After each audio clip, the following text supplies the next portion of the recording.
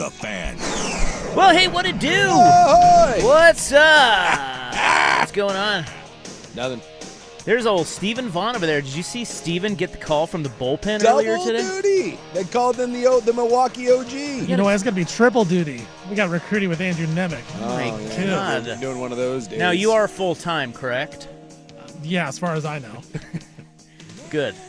That hourly rate kicking in. They'd like you to stay overnights. Yes. Oh, gotcha. Yeah. When I got in the car, I was listening to my favorite pre-primetime show. Well, there's only one. Yeah. But Well, I guess it's my favorite. There's probably others out there. I mean, What do you mean? I think you probably listen to like Paul Feinbaum on the Feinbaum Show. You can do that. I know Paul you. Feinbaum. You love Paul Feinbaum. I think Paul Feinbaum's on don't. around that time. Probably. Yeah, I don't know where to find Paul. Listen, I listen to one radio station and one radio station only. I know you. Okay. I know you secretly call in. You call it. Scoots calls into Paul. Scoot. Dude, Rob's been calling into Feinbaum for years. It's his little. Tell you what. It's like his secret eating. Roll Tide, Paul. Hey, Roll Tide. Well, no, Scoot was from Baylor. Remember, Oh, that's was, right. He was from Baylor. He's Baylor. So I think Scoot would have been a good character on that show had I had the. So that's not SEC football. That's the Big 12. Well, I know, but that would throw a wrench into the. It would be like a antagonist, I like that. and it would be great. Just but kind of poke that bear. I just don't have the energy for Yeah, that. I understand. You know, I have to deal with you every day, so I can't. I had a fake burner account for like all of like 2 weeks, and it did the same thing. I was like, "Damn, this is exhausting." It's a pain in the ass. Trolling is tiring. So to you people out there that are like hardcore internet trolls, dude, God bless you. You're doing yeoman's work because I don't have the energy. So anyway, I got in the car and I'm listening to Luke, and then I hear Hello. LaVon James. Yeah. I hear Stephen Vandervon. I didn't hear that until I got into the studio, and I was like, "Oh, Steven double." I was like, "This is the first double duty, and it won't be the last." And you know what? It made me happy. Yeah, It made me happy.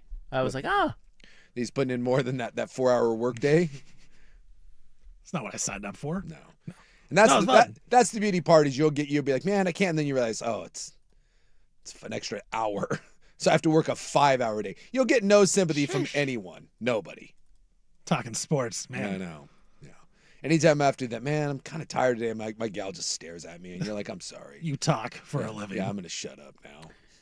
But as this listener in one of our P1s states, and they're correct, listen, you got a lot to live up to.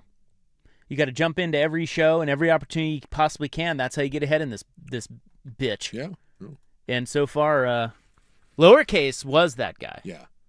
But I feel like Steven. Well, the thing is, like, lowercase was a go-getter. No offense to the Vaughn control over there. Nothing about Stevie over there says we're putting in a lot of extra effort. That's why I think Steven gets along with this show. Just in general, getting to know the Vaughn control. Something tells me you're not an above and beyond sort of fella. Tell you what, I paid my dues. There you go. I paid my dues. Now I'm here where I'm at. That's all we need to know I get about that. his mindset.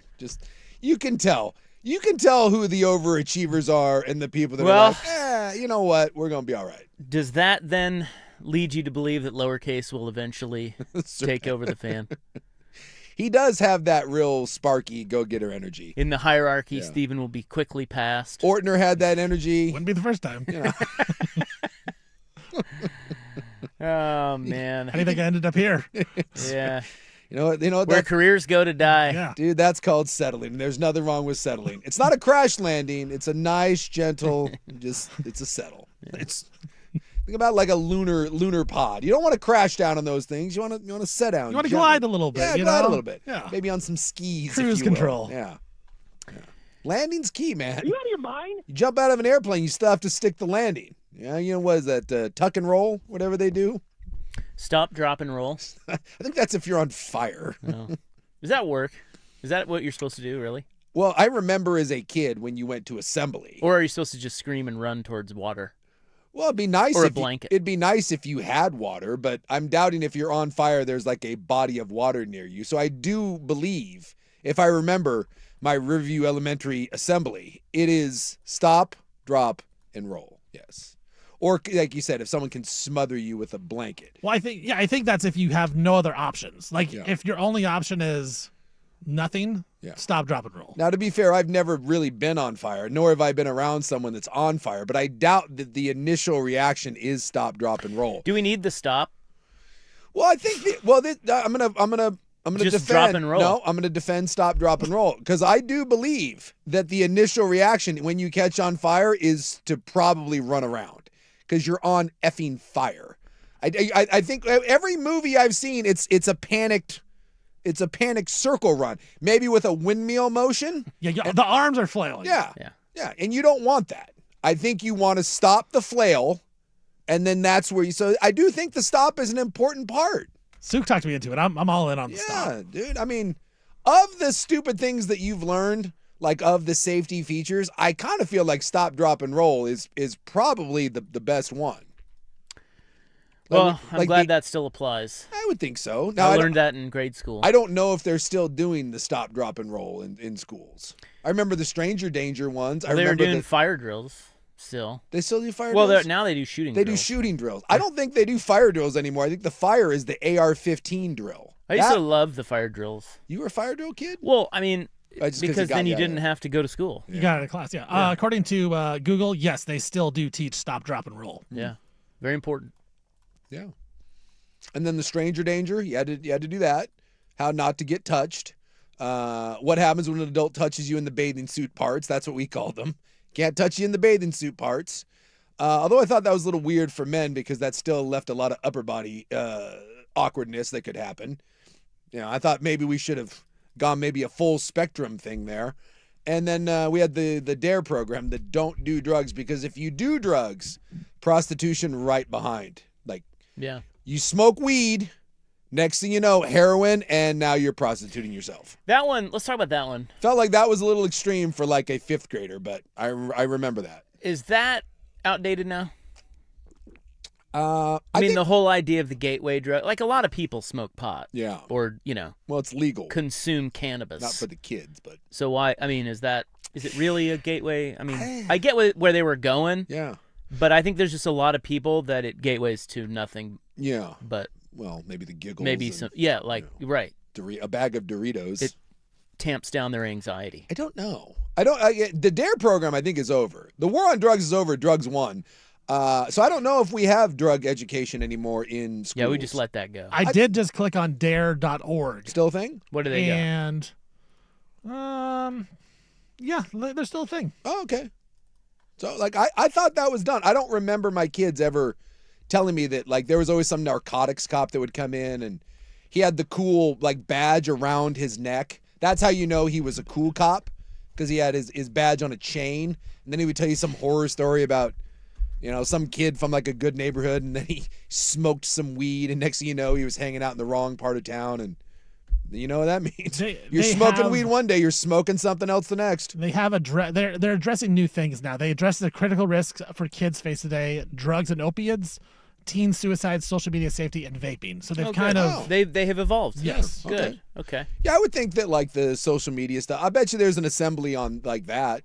Cyberbullying probably is a big assembly day.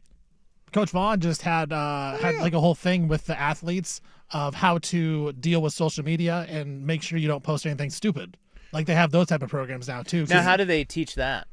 They bring in a former, like, broadcast person from TV, and her and Coach Vaughn talked about don't post anything stupid. Okay, so if you have credibility on paper, all you just say to the kids, just don't do anything stupid. Yeah. It was There's former news reporter in the Portland area that came with her. Dude, I don't know if this is true or not. I want it to be. Someone has texted in. Uh-oh.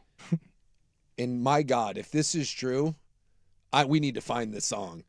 My kids learned a song saying, and the theme, the chorus, hey, don't touch me there. That's my no-no square. RAPE, get the hell away from me. If that's true, if that's a song that is being taught in schools, Stephen, I need you to find that. That's a certified banger. That's right up there where there's a hole in the sky somewhere. Are you kidding me? Hey, don't touch me there. That's my no-no square. Got a ring to it. Sounds like something that's fun, or it's Always Sunny in Philadelphia. Unwelcome sight in the neighborhood. A developer is being greedy. There's a hole in the sky where a tree once stood. Please tell me it's out there with. Such a lack of life and sound.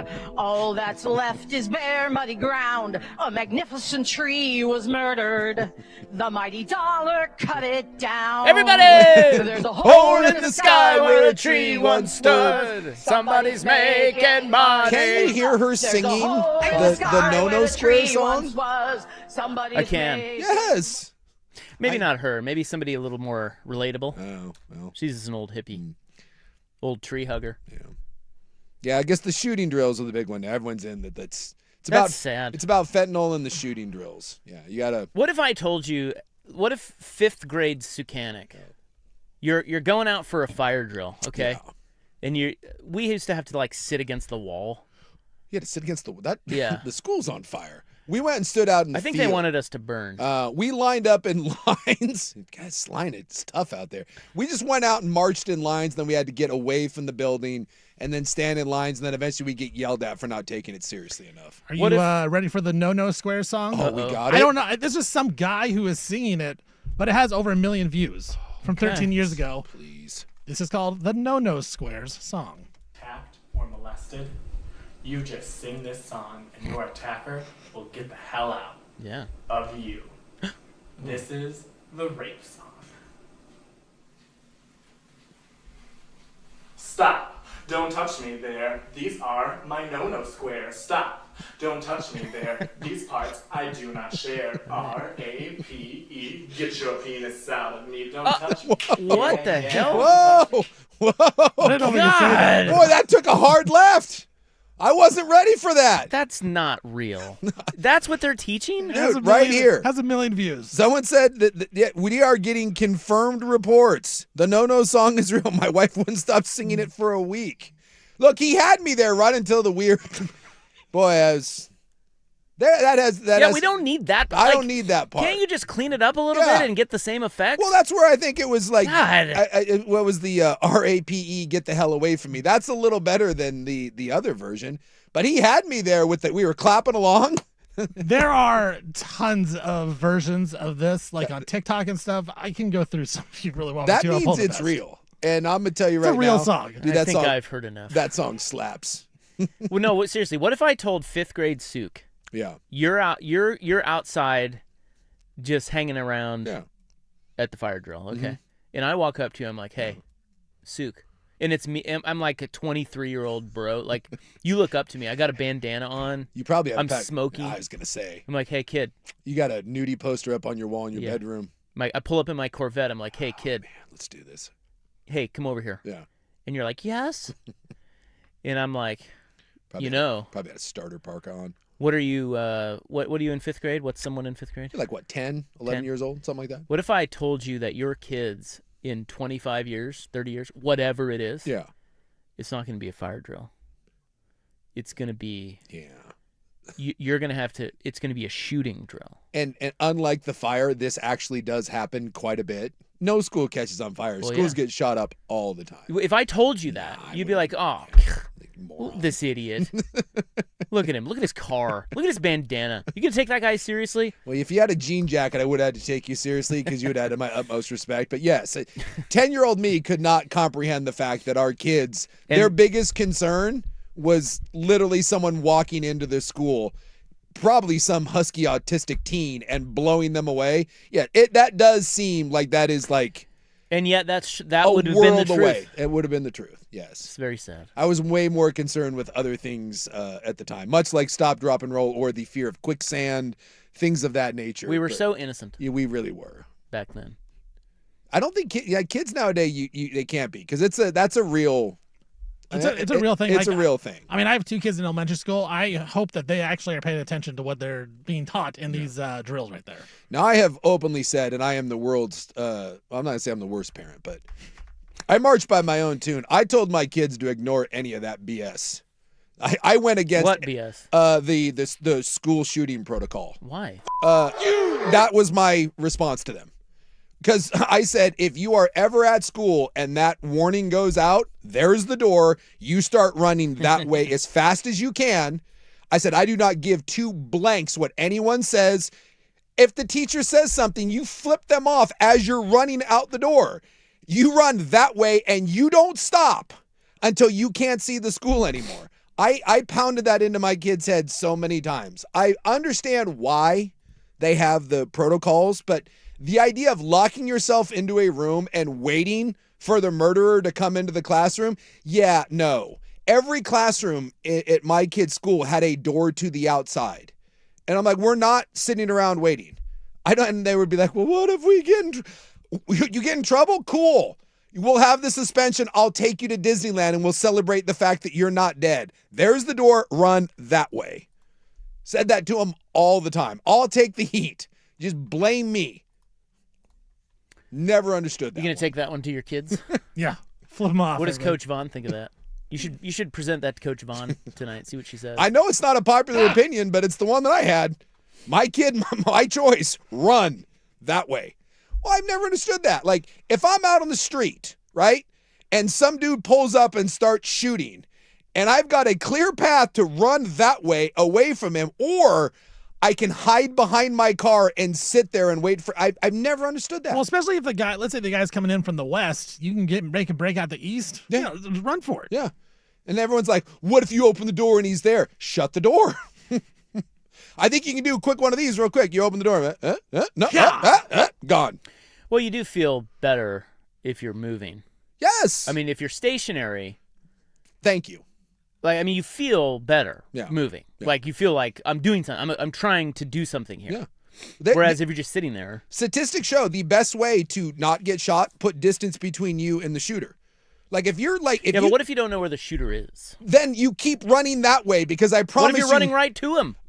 Again, Or her. Or her.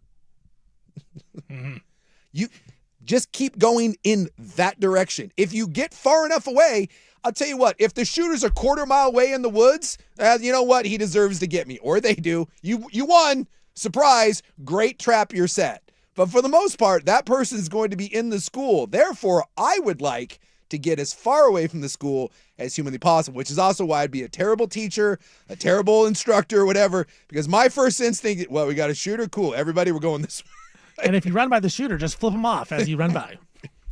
Or trip him. Mr. Scandic, why did your entire class violate every, We're all alive. Exactly, you can yell at us because we're all going to be alive, standing in the woods. Sad state of affairs. It is. That's the bottom line here. Yeah. Well. Don't touch me on my no-no squares. That's right. Good segment, guys. That was good. Thank you. We all learned something today. Yeah. Educational. All right. No Toll Tina has weighed in on the new Blazers owner. I'd like to tell you what she said. Let's talk about it. What she said. And we got some sports gambling talk coming up today on the program. That never How happened. do you feel about that? So we'll get started next on The Fan.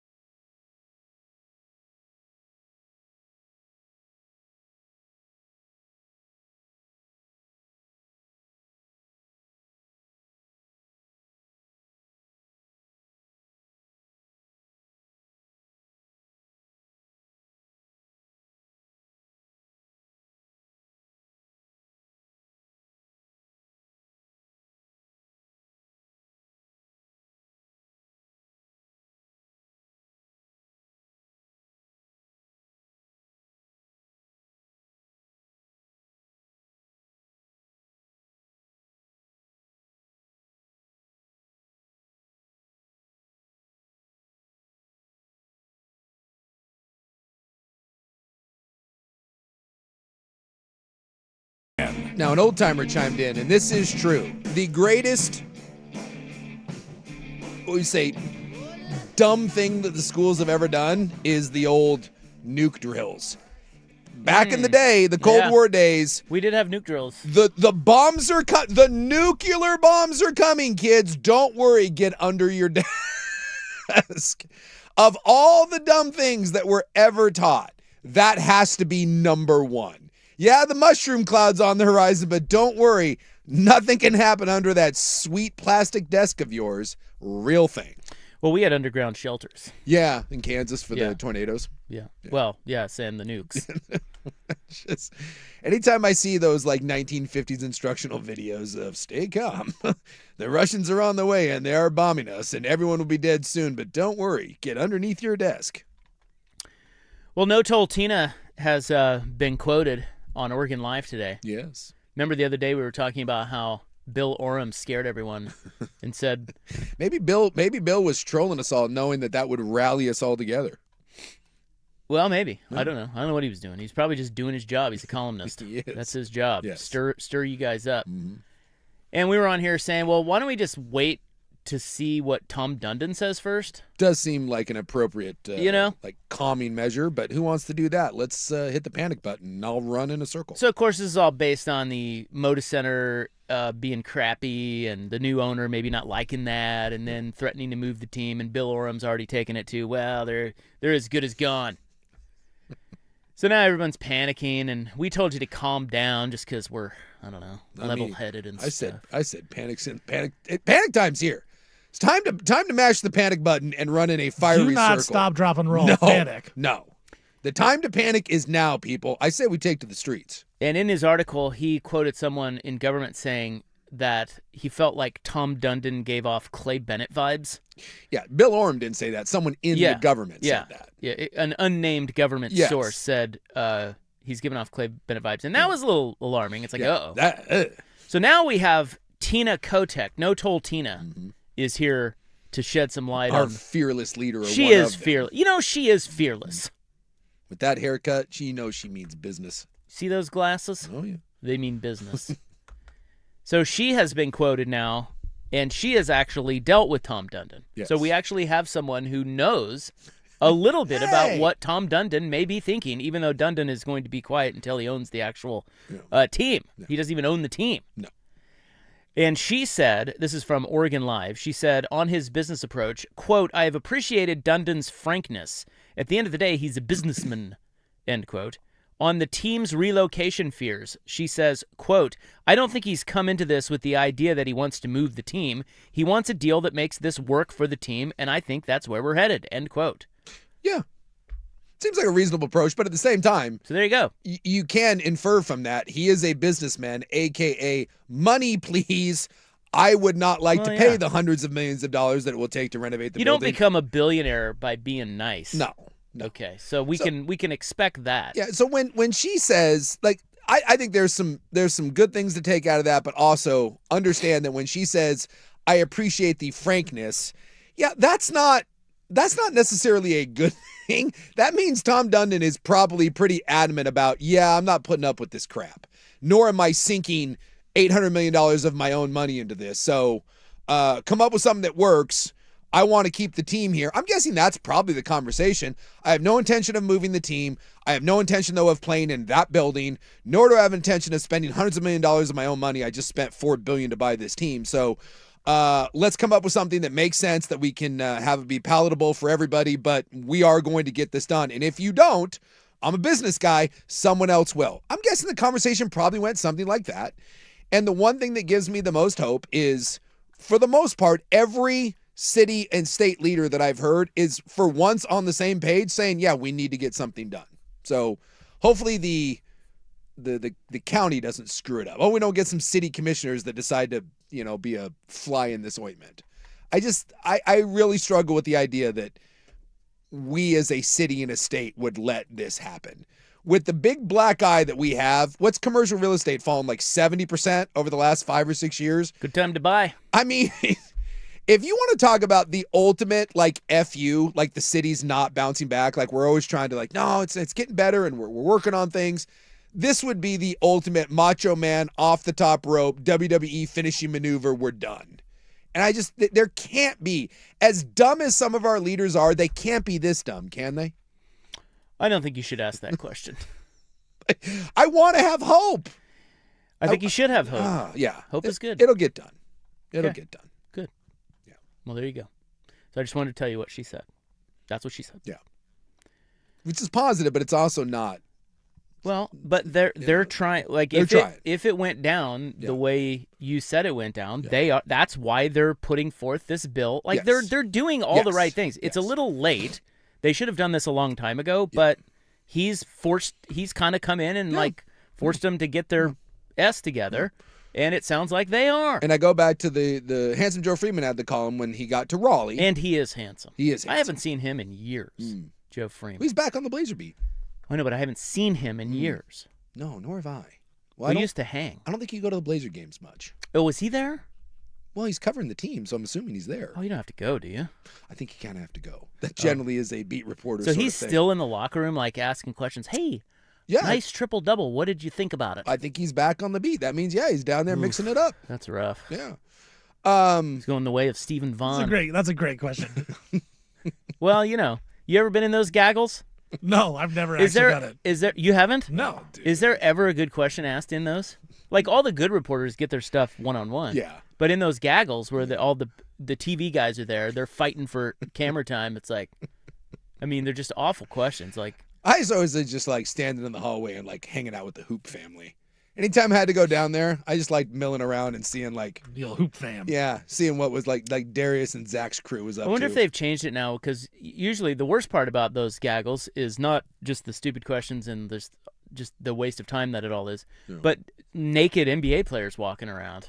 Yeah. It's like, it's like, could they not take this to another room or like Yeah. maybe Well, curtain off the shower or they something? do the gaggle now in the Do big media room. Oh, okay. See, good. Yeah. They've shifted that a little bit. We've Back in evolved. my day, You can still go see some nudity if you want, but they've Jeez, made man. it a little easier if you are not wanting. very to. uncomfortable. And there were a lot of women in there. It was like, Well, what are we doing here? What I never understood is, and this is true from the NFL to the NBA and college, why do they have those little towels? I never understood that. Yeah, tiny towels. Bigger towels. Yeah, it's so true. Like, trust me, Dale Davis needs a bigger towel than what was provided to him. You would think Dale Davis would have like a bath sheet. I saw Yao Ming naked Ooh, on accident. isn't that something? Boy, it was something. Yeah. And let me tell you Yeah, something. you're not prepared for that. Those legs are like trees. I mean, Which unbelievable. leg? No, his legs. Oh. And he had the world's smallest hand towel. Yeah, I've never. Like he didn't even use it. Like I've never understood why they don't provide them much, and maybe they have. But back in the day when I was covering games and when I was in the NFL, we had those same little towels that we had in college. You need like 3 of them. and all of that. You're like 6'11". all of that just to get Damian Lillard's opinion on going 6 for 18 from Yes. 3. And then if someone asks a question, then the player just gets mad and stares at him.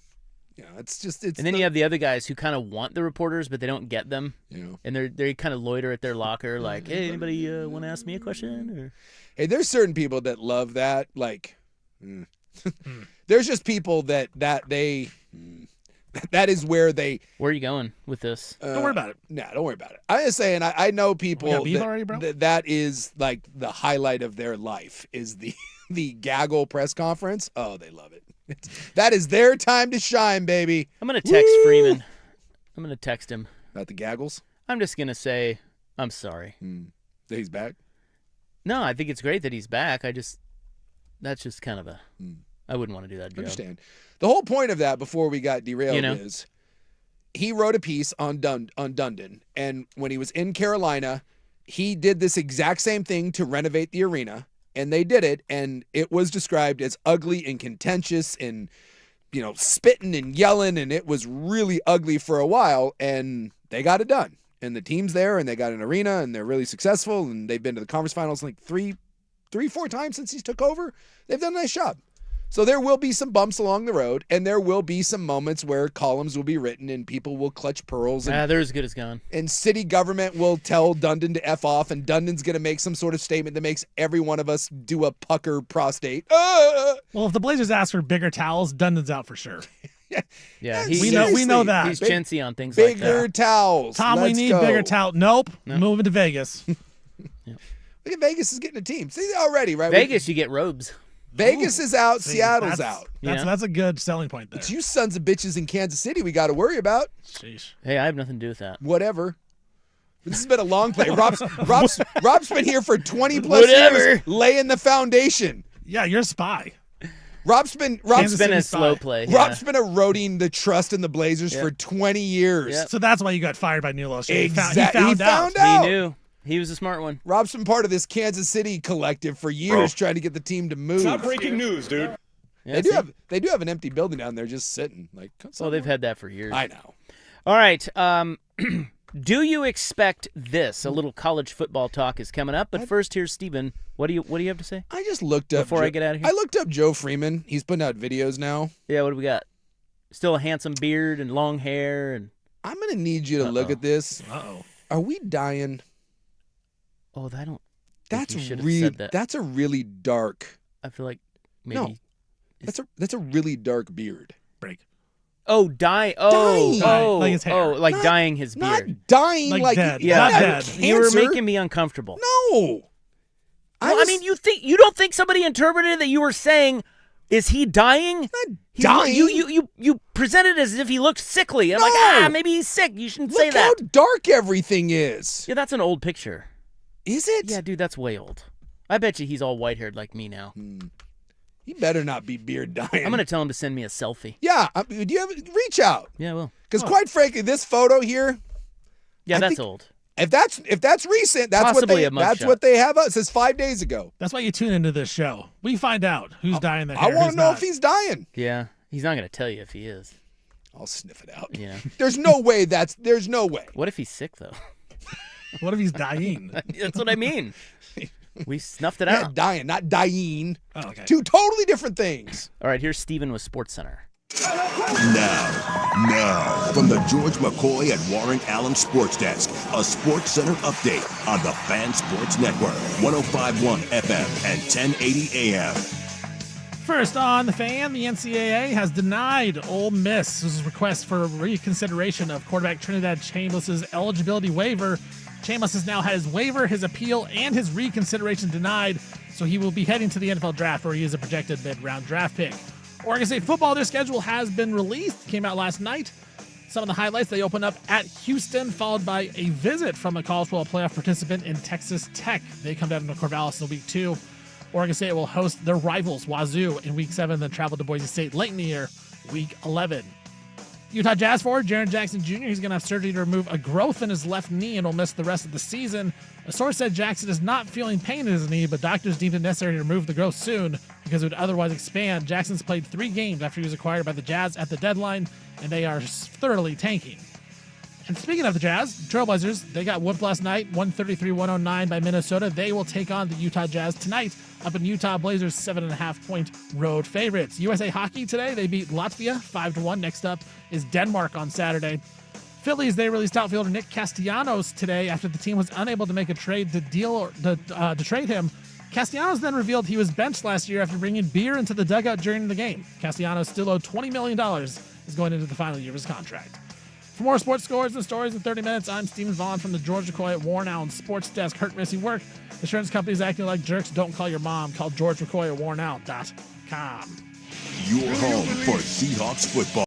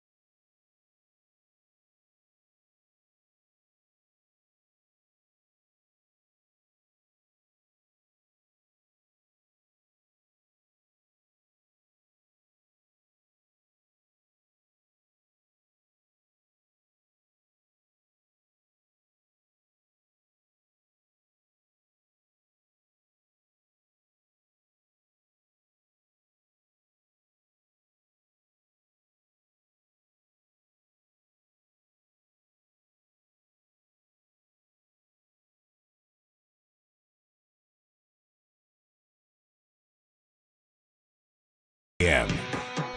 I'm having a hard time constructing my text to Joe Freeman because I have to be. It's much like the Alex Crawford text the other night. Yeah. It's like I haven't touched base with him for years. So you don't want to come out So with I don't want to come right out Yeah. with Suk thinks you're dyeing your beard. I just want to be like, hey, man, what's up? Happy to be Well, back did you on see the the beat. the text that came in? No. Apparently Freeman was on with Dirt and Sprague, and he said he has some grays. Oh, okay. So Some it's not grays. right, some grays, but it's not Okay. an official not dyeing his hair. Interesting. Can he do a partial? Now, see, I think you're looking at an old photo Okay, because the only photos I can find because I remember that. well, that he is jet black, Yeah. and I too have not seen Joe Freeman in years.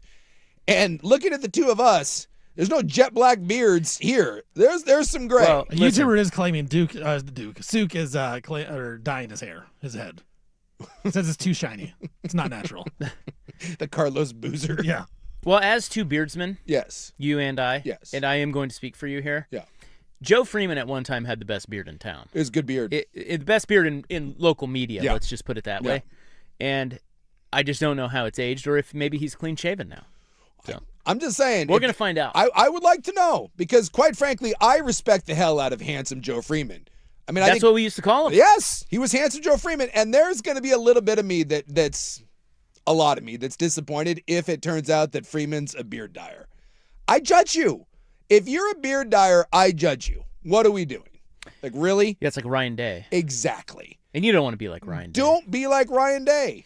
Colin Cowherd, don't do that. Wait, Cowherd does that? Remember when Cowherd moved to L.A. and he dyed his hair? Well, that was one, yeah. And he recognized He the recognized mistake. He it. righted the wrong. Yes. He's all gray now on there. And he doesn't have a beard. No, But I'm trying to think of other people that dye their beards. don't do it.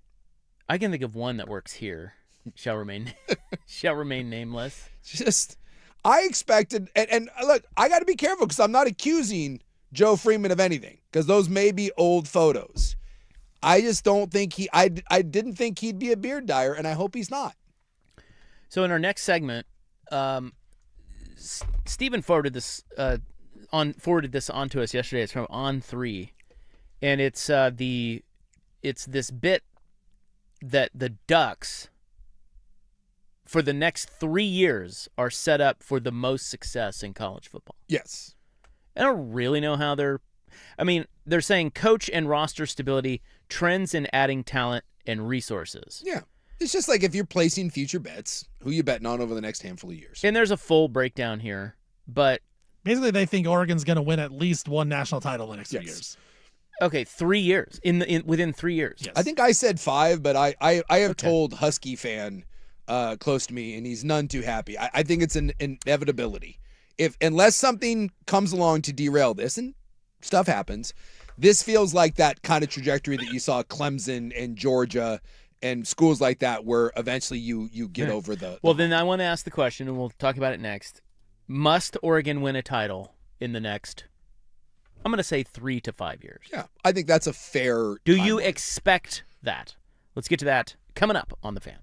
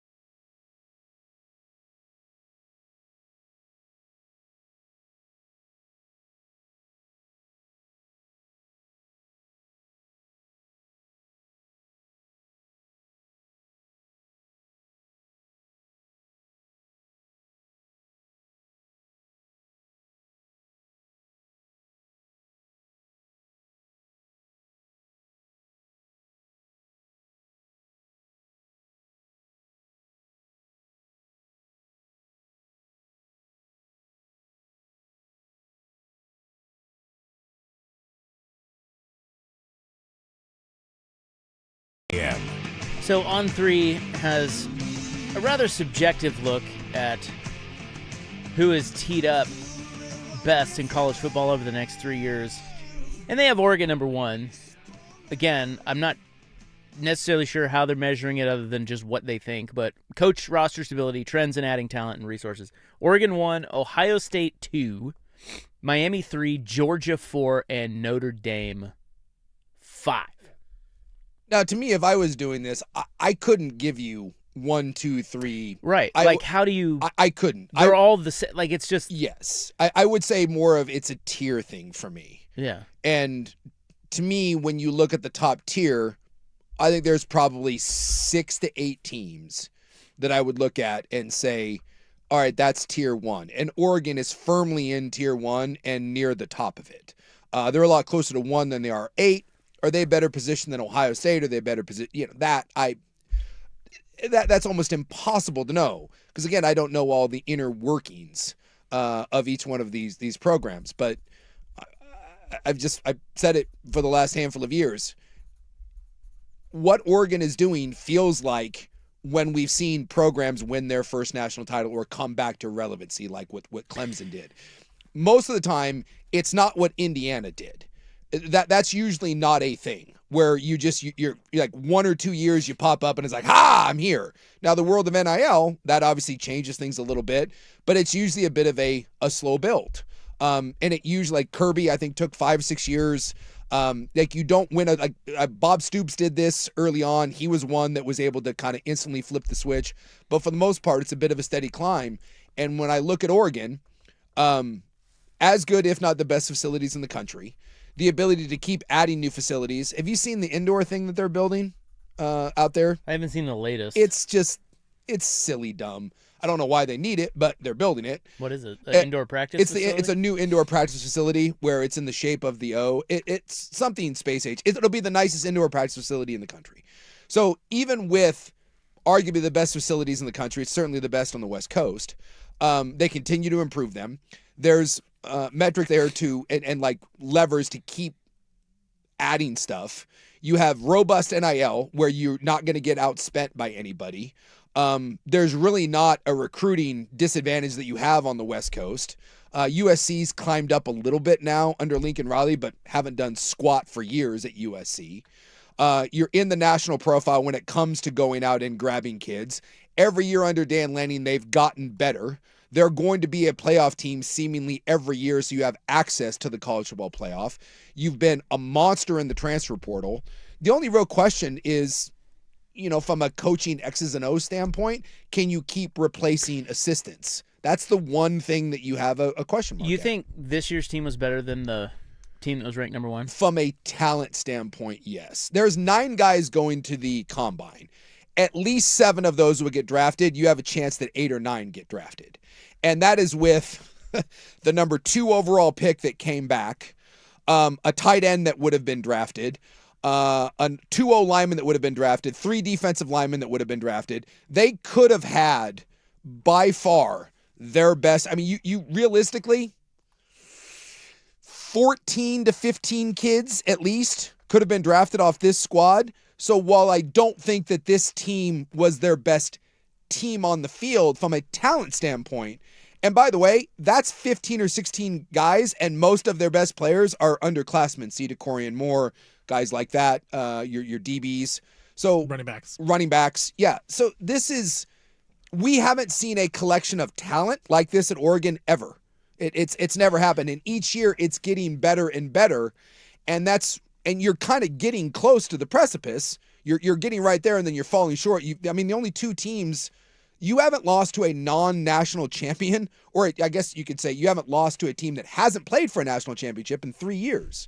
So you're right there, and as long as this keeps going and you keep accumulating this talent and you don't screw up the coaching element because you're having to replace coaches, which most schools do, it does feel like either it's an inevitability or it's going to be a massive disappointment because everything you need to win a national title is not only here, but it's growing year by year and getting better and better and better. How many losses do they need to have before you start questioning Dan Lanning as If they like don't, the in-game guy. if they don't play for a national title in 3 years and they don't win one in 4 or 5, it is 100% fair to ask the question, why not? So you expect a title from them within the next 5 years? That must happen. Yes. Expectations. And those aren't even expectations. That's like just the reality of it. What it should be. It's what it should be. I guess that is expectations, but Right. they're not. They're realistic. Have we had another team? You mentioned Clemson. Yeah. I wonder what they were saying at Clemson before they actually got over the hump. You know? Yeah. Like, have we had a team that hasn't ever won a title that we expected to win a title? Like, it kind of doesn't really work that way No. in college football. No. And so I feel like But- we're teeing ourselves up to be very disappointed. The only thing I'll say about that is, unlike, so Clemson, Georgia, teams like that kind of, they were always big schools, but always underperformed, right? Clemson won a national title in Georgia, but it was back in the day.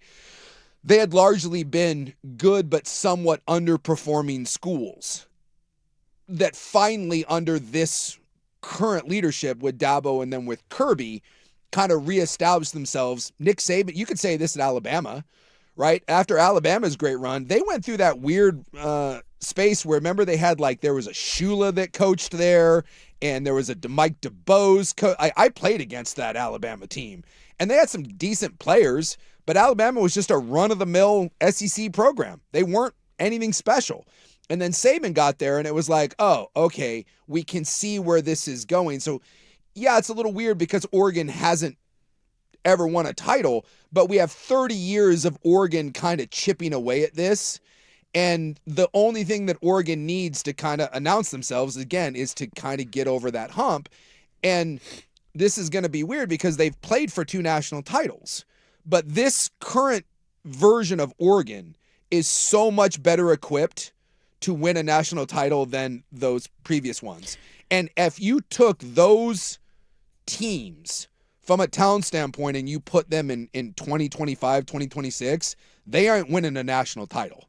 Yeah, no, they're definitely better. I get what you're saying. It's just there's a difference between being really, really, really good and winning a title, because if you just look at who Indiana gives you hope. Yes. Indiana should give you hope. Yes. Because it's freaking Indiana. Yeah. And it's just a new landscape of college football.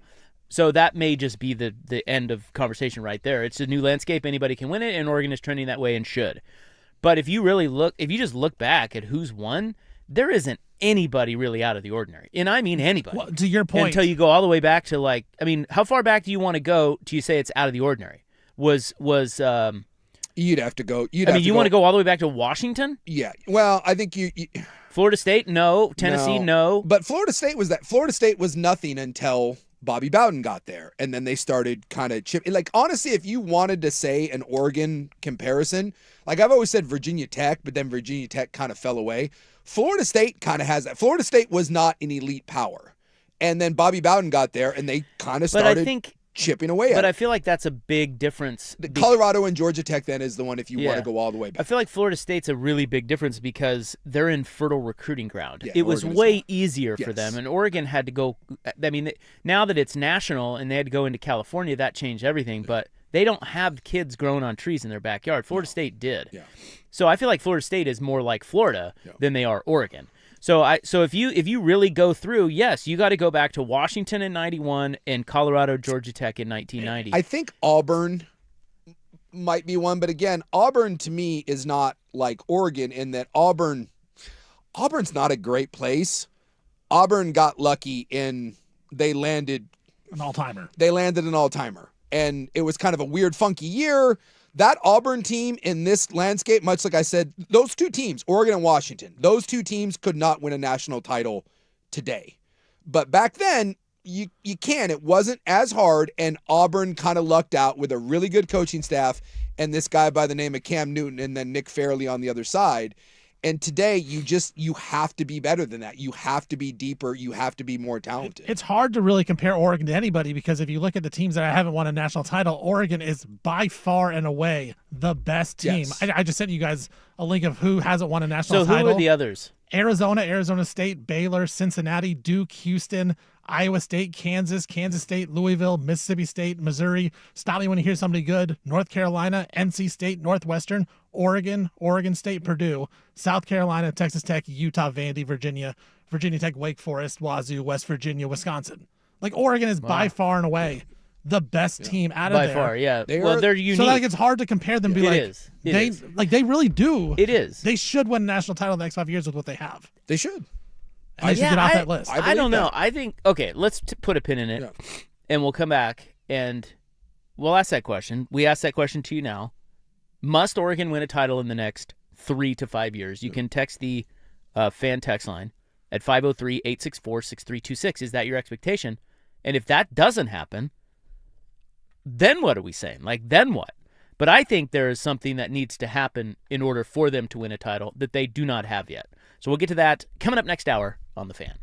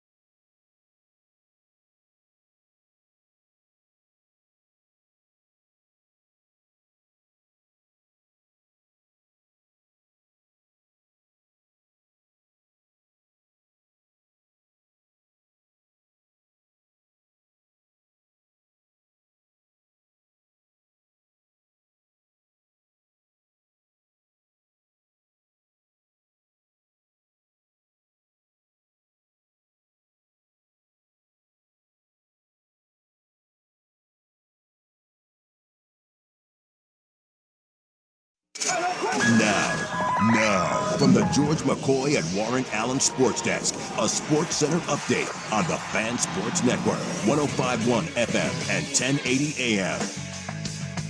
First on the fan, the NCAA has denied Ole Miss's request for a reconsideration of quarterback Trinidad Chambliss' eligibility waiver. Chambliss has now had his waiver, his appeal, and his reconsideration denied. But an update on this, a judge in Mississippi has granted Chambliss a preliminary injunction against the NCAA, which means he's now eligible at this point to play for the Rebels next season. Story still unfolding. Oregon State, their football schedule has been released, came out last night. A couple highlights, they opened up at Houston, followed by a visit from a CFP participant, Texas Tech. They'll be traveling to Corvallis in week 2. They will then host Wazoo in week 7, travel to Boise State late in the year, week 11. Utah Jazz forward Jaren Jackson, he's going to have surgery to remove a growth in his left knee. He'll miss the remainder of the season. A source did say that Jackson is not feeling pain, but doctors deemed it necessary to remove the growth because it could otherwise expand. He played in 3 games after he was acquired at the trade deadline, and the Trailblazers, they will be taking on those Utah Jazz tonight up in Utah. Portland, a 7.5-point road favorite. USA Hockey, they beat Latvia today, 5-1. Next up for them is Denmark on Saturday. And the Phillies, they released outfielder Nick Castellanos today after the team was unable to trade him. Castellanos then revealed that he was benched last season after bringing beer into the dugout during the game. Castellanos will still be owed $20 million as he has 1 year left on that contract. For more sports scores and stories in 30 minutes, I'm Stephen Vaughn from the George McCoy at Warren Allen Sports Desk. Hurt and missing work. Insurance companies acting like jerks. Don't call your mom. Call George McCoy at warrenallen.com. The home.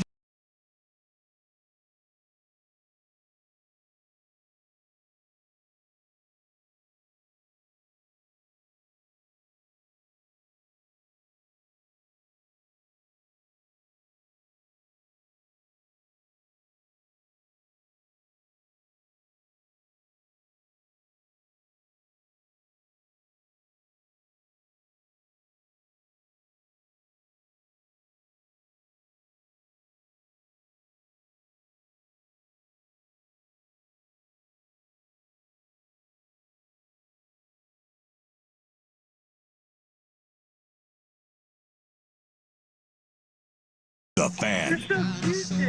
What? Hi, we're talking college football today because we love college football here. It's Division I football. It's Division I football! I figured you didn't want to talk about the U.S. big 5-1 win over Latvia. No, I did. It was I have it in my notes. It was 1-1 after 2. Hockey's the coolest thing about the Winter Oh, Olympics. hands down. And the women, I saw, the U.S. women hammered Canada. 5-0. Go play intramurals, brother. And they've got a player now that apparently just has an Instagram account where she reviews Caesar salads. She's all the rage now. Ooh, I love that. Yeah. You know, I got to tell you something. Talk to me. There is a place called Delilah in the Win. Yeah. I hope to God she gets there and reviews their Caesar salad. It's that good, huh? It is that good. The best Caesar salad I've ever had, and it's not even close, and it's not your traditional Caesar salad. It's way different, not worth explaining. I just want, maybe you can DM her and say, hey, you need to get to Delilah at the Win and try that one, because it is out of sight. Is it a real Caesar salad, though? It was. Okay. Yeah, it was. Because I have this, I order old fashions wherever I go, and I do appreciate people's take on them, but a lot of times it's not an old fashioned. It's just a cocktail that's being branded as an old fashioned, and it's not. No, it was a Caesar. Okay. What's her name? Maybe I'll DM her. I think it's the goalie. I'd have to look it up. I did check it out the other day. I went on Instagram specifically to see the Caesar salad. Tell you what, though, that's a good bit. Yeah, right. I love stuff like that. Yeah, you find one little niche thing. It's like Portnoy does pizzas. Yeah, it's like one bite, everyone knows the rules. It's a big thing. Yeah. Well, we're talking about college football, specifically the Ducks. Do you expect Oregon to win a championship within the next 3 to 5 years? We asked you that on the text line at 503-864-6326. On3 put out a list of the teams best set up over the next 3 years based on their criteria. Oregon is number 1. Because I can't say I expect it. I'm not going to say you demand it, but, it's like, you better win one. Do it. Yeah, do it. I think there's some good text here. There is no reason. There is not one single thing that someone could point to that I know of. Maybe you make an argument. You know what? I'm a moron. But there's not anything that when I look at that says you shouldn't win a national title. You're knocking on the door. And in 5 years, everything about this program seems to be on an upward trajectory. I'll give you 2 things. This isn't an excuse. I'll give you 2 things, and neither of them are, they're just nitpicking. Yeah. One is it's just hard. Yeah, it is. Somebody mentions on the text line, Ohio State's in it every year, Mm-hmm. and they've won 3 in 50 years. Yeah. If you just, I mean, that's like every 16 or 17 years. Yeah. So if Oregon is at this in the mix for 16 or 17 years, are we really going to be throwing our hands up going, oh my God, why haven't they won one? This is unbelievable. Well, it's just hard. To retort and a lot though. of it's just luck. Yes. So and you can't predict that. But some of that is, while it is harder now because you have to win more games, the access to a national championship, the reason why it was so hard back in the day is you could, like, yes, Ohio State only won 3, only won 3 national championships. How many years did Ohio State lose one game and not get a chance to play in it? I mean, that's the because they were the third best team in the exactly. nation. So, in fact, if we went and looked at the national titles of the last handful of years, most of those teams, including Ryan Day's Ohio State team, wouldn't even been allowed to compete. Now, Indiana would have been different because they finished the whole damn thing off, but just think how crazy it is that a lot of the teams that end up winning a national title would have never even had access to it. So while I do agree that it is hard, and you can point to Ohio State winning, 3, or, Florida only getting a couple despite how good they are, it's a different game. You have Oregon and Ohio State and Notre Dame, not this year, but you know what I mean? Those schools should be in the conversation every single year because they will have access. There is no reason that Oregon should not be in the college football playoff, same as Ohio State, every single year. But you also have to go through more teams. Yes, you do. And I think the thing, too, about Oregon that we're ignoring is how they've been drubbed by the last 2 champions. Yes. Okay, so this idea that they are so close, it's just it's marginal whether or not. Dude, Ohio State ran them off the field, and true. so did Indiana. That's the best argument. So I look at history. The second thing, just to play devil's advocate here, is I look at history and I go, well, what has been the difference when schools rise up that aren't the Alabamas and the Ohio States and the Georgias and, we just went through the list. We got to go all the way back to 91 when Washington won. Yeah. So what in between there, like Clemson would be the closest thing to kind of rising up, because Oregon is not a little engine that could anymore. I mean, they are a new blue blood. So, and that's kind of like Clemson, right? Mm-hmm. But Clemson never won one until what? They got a special quarterback, and they had a special quarterback twice, Deshaun Watson and Trevor Lawrence. Outside of that, Dabo Swinney, they've been really good, but that was the difference. And I would say that Oregon needs that. I think that's the one thing that they're missing.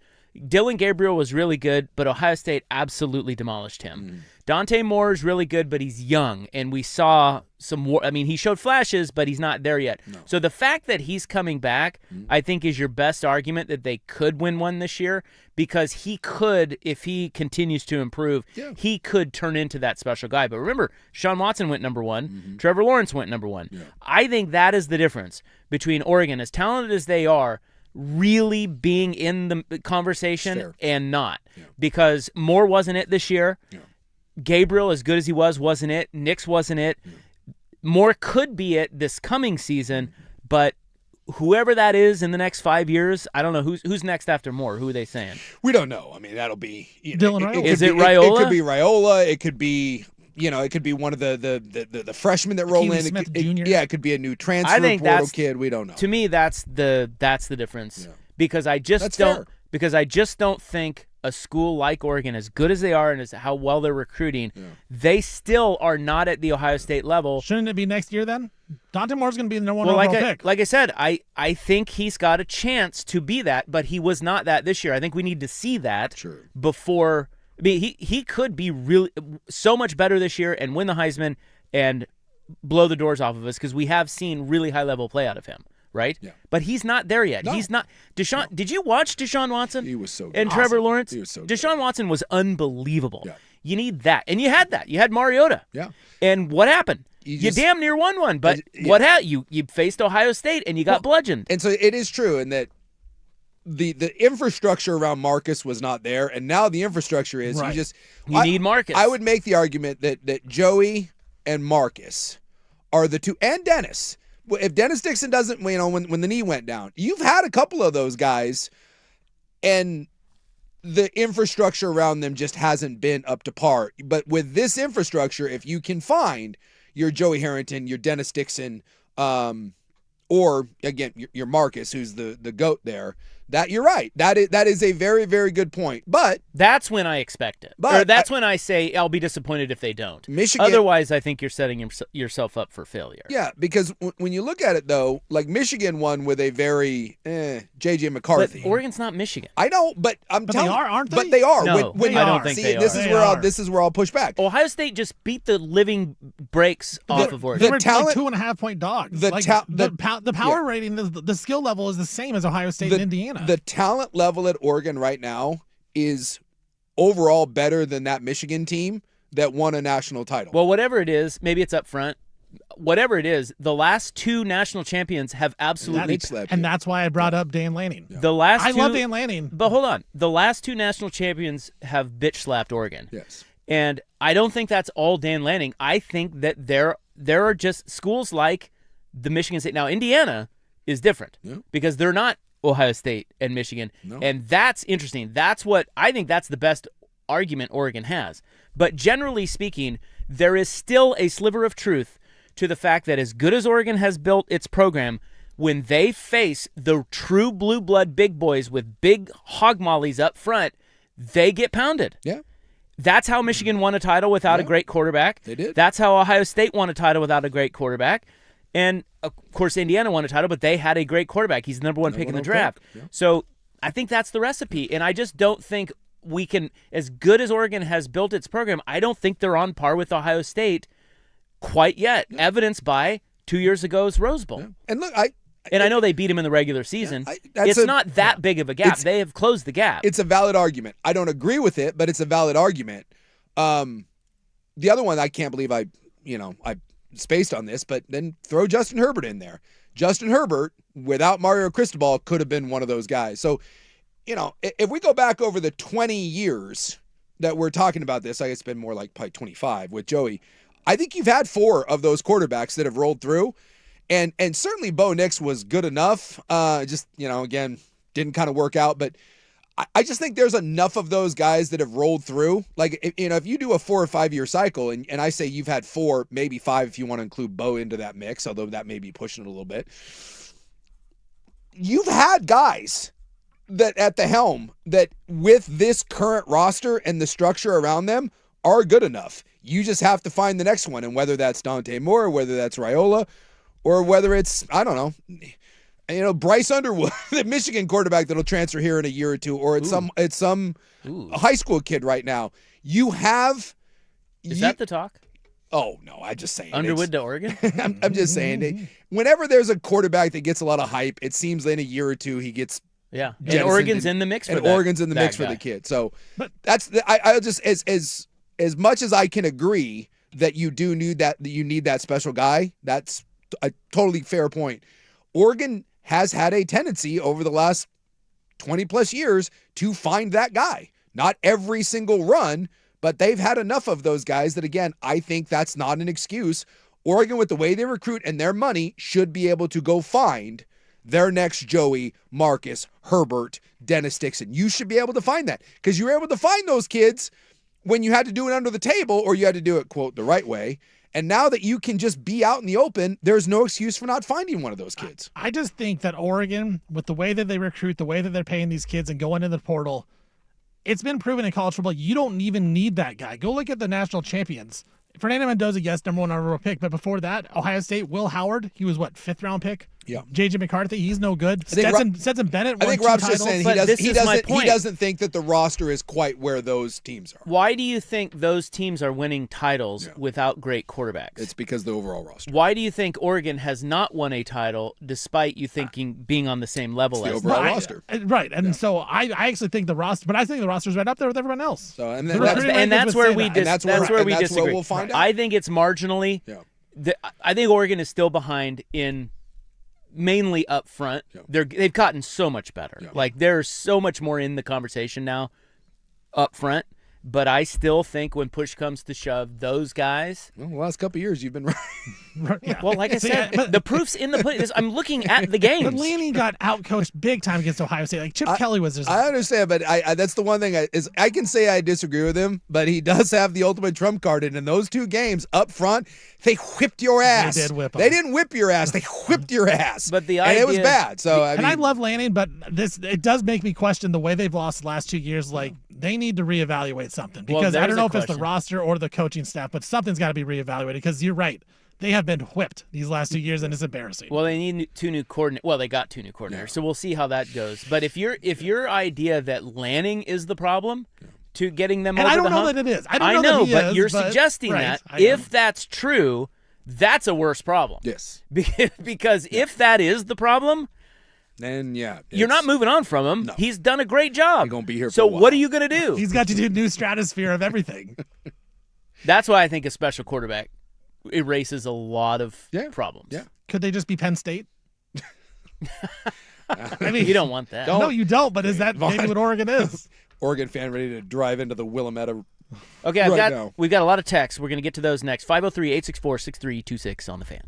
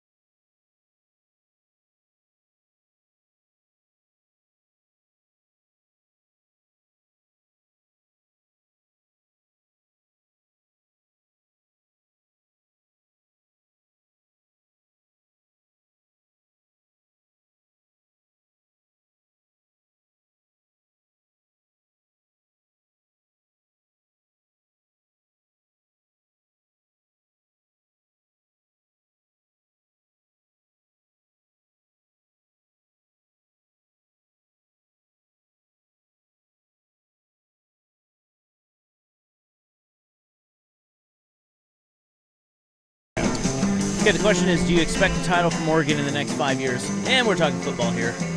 We're not really talking about Dana Altman. No, I think that might be.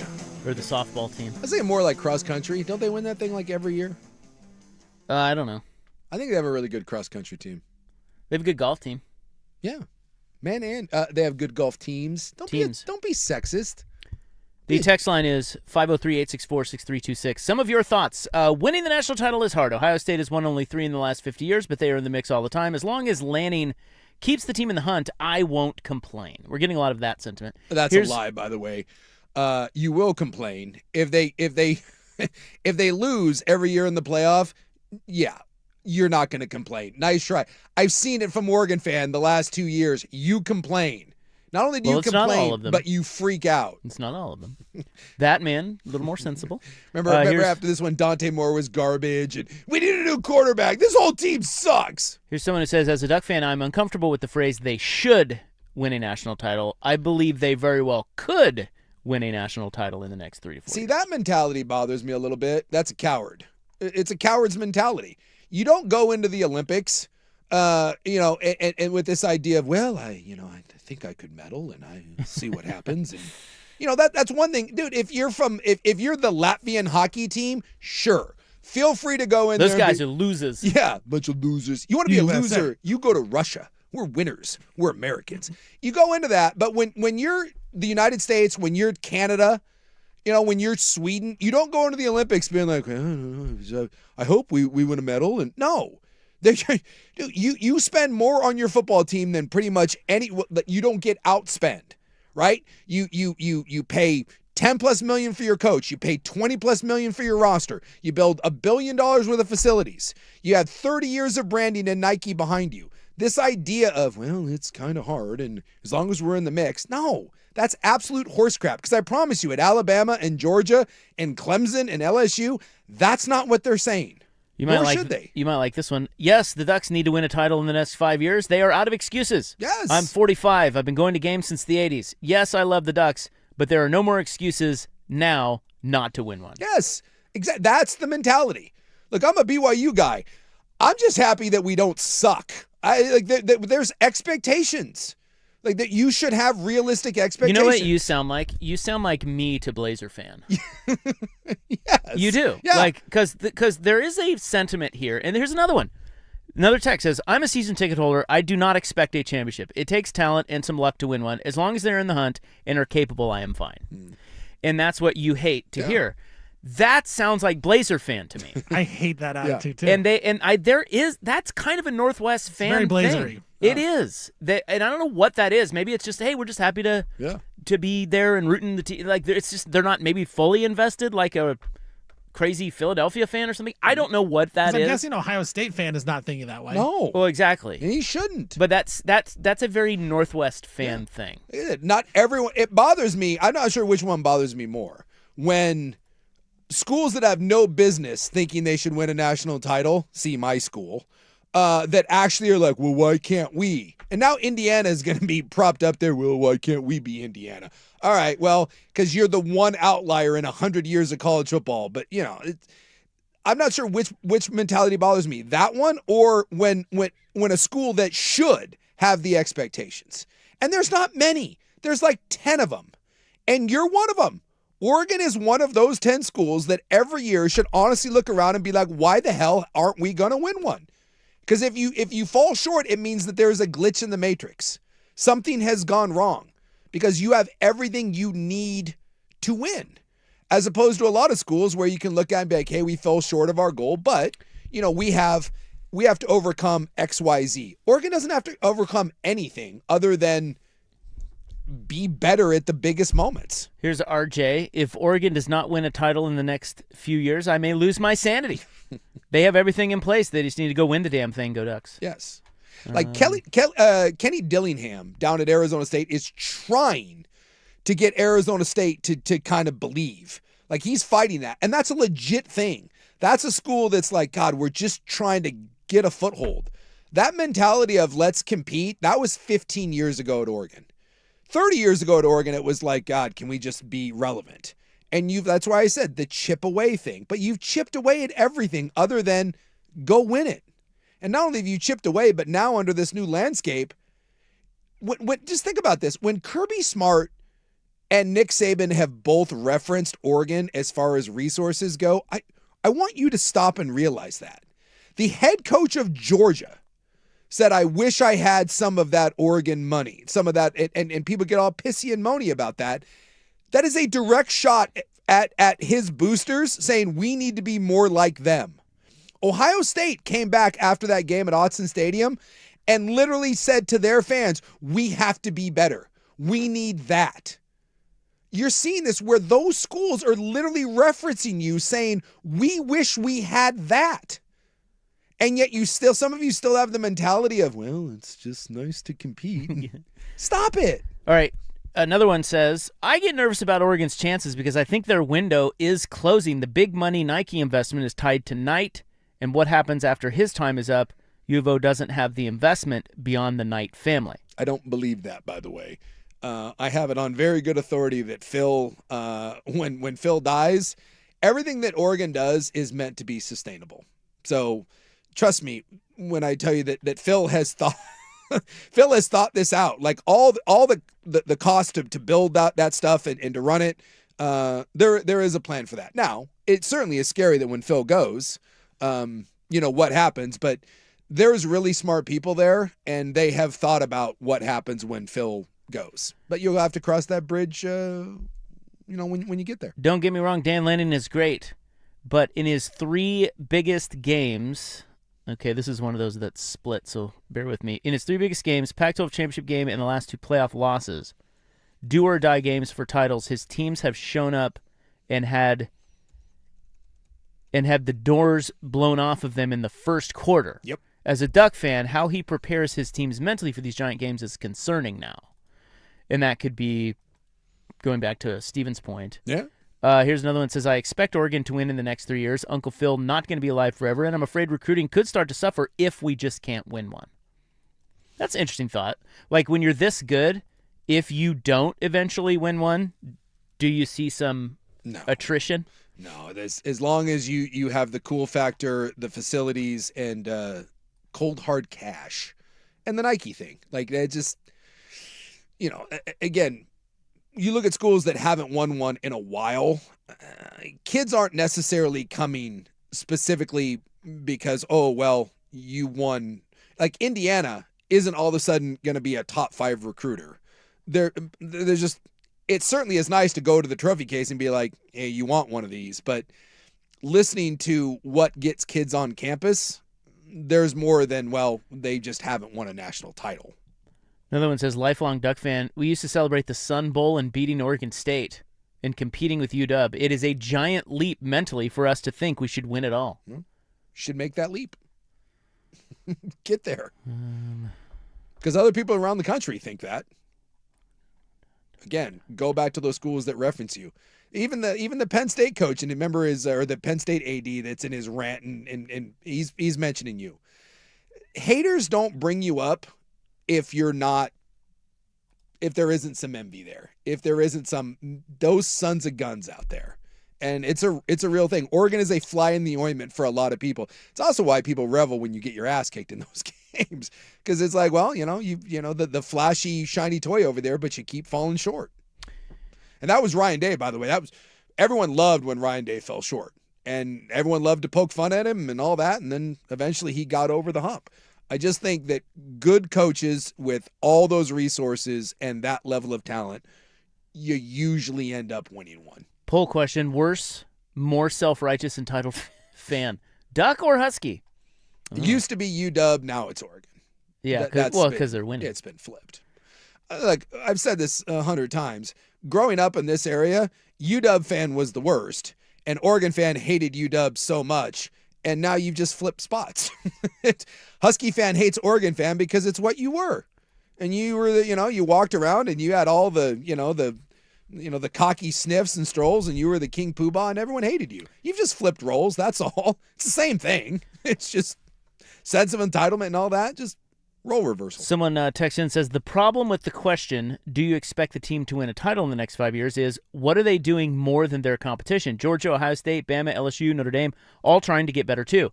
I think a better question is Oregon's current approach one that can get them a title in the next 5 years? Yes, 100%. I would like... To me, it's that kind of the same question, but yes. I just would like someone who doesn't believe that to give me the reason. What is lacking where someone else has an advantage over you? Because it used to be the geography, and that doesn't matter anymore. Well, evidence by... Oregon's recruiting at a top 4 level. Evidence by Indiana. It is not all about talent. No. So Oregon was way more talented than Indiana from a recruiting standpoint, and so was Miami, and Indiana went out and kicked you in the nuts. So all you need to do is go find that Signetti guy. Find that guy. Find arguably the guy that, well, it's not arguably. Go find the guy that in the 2 years has done the greatest job in the history of college football. Just do that. That seems easy enough. Well, they like their coach. I mean, yes.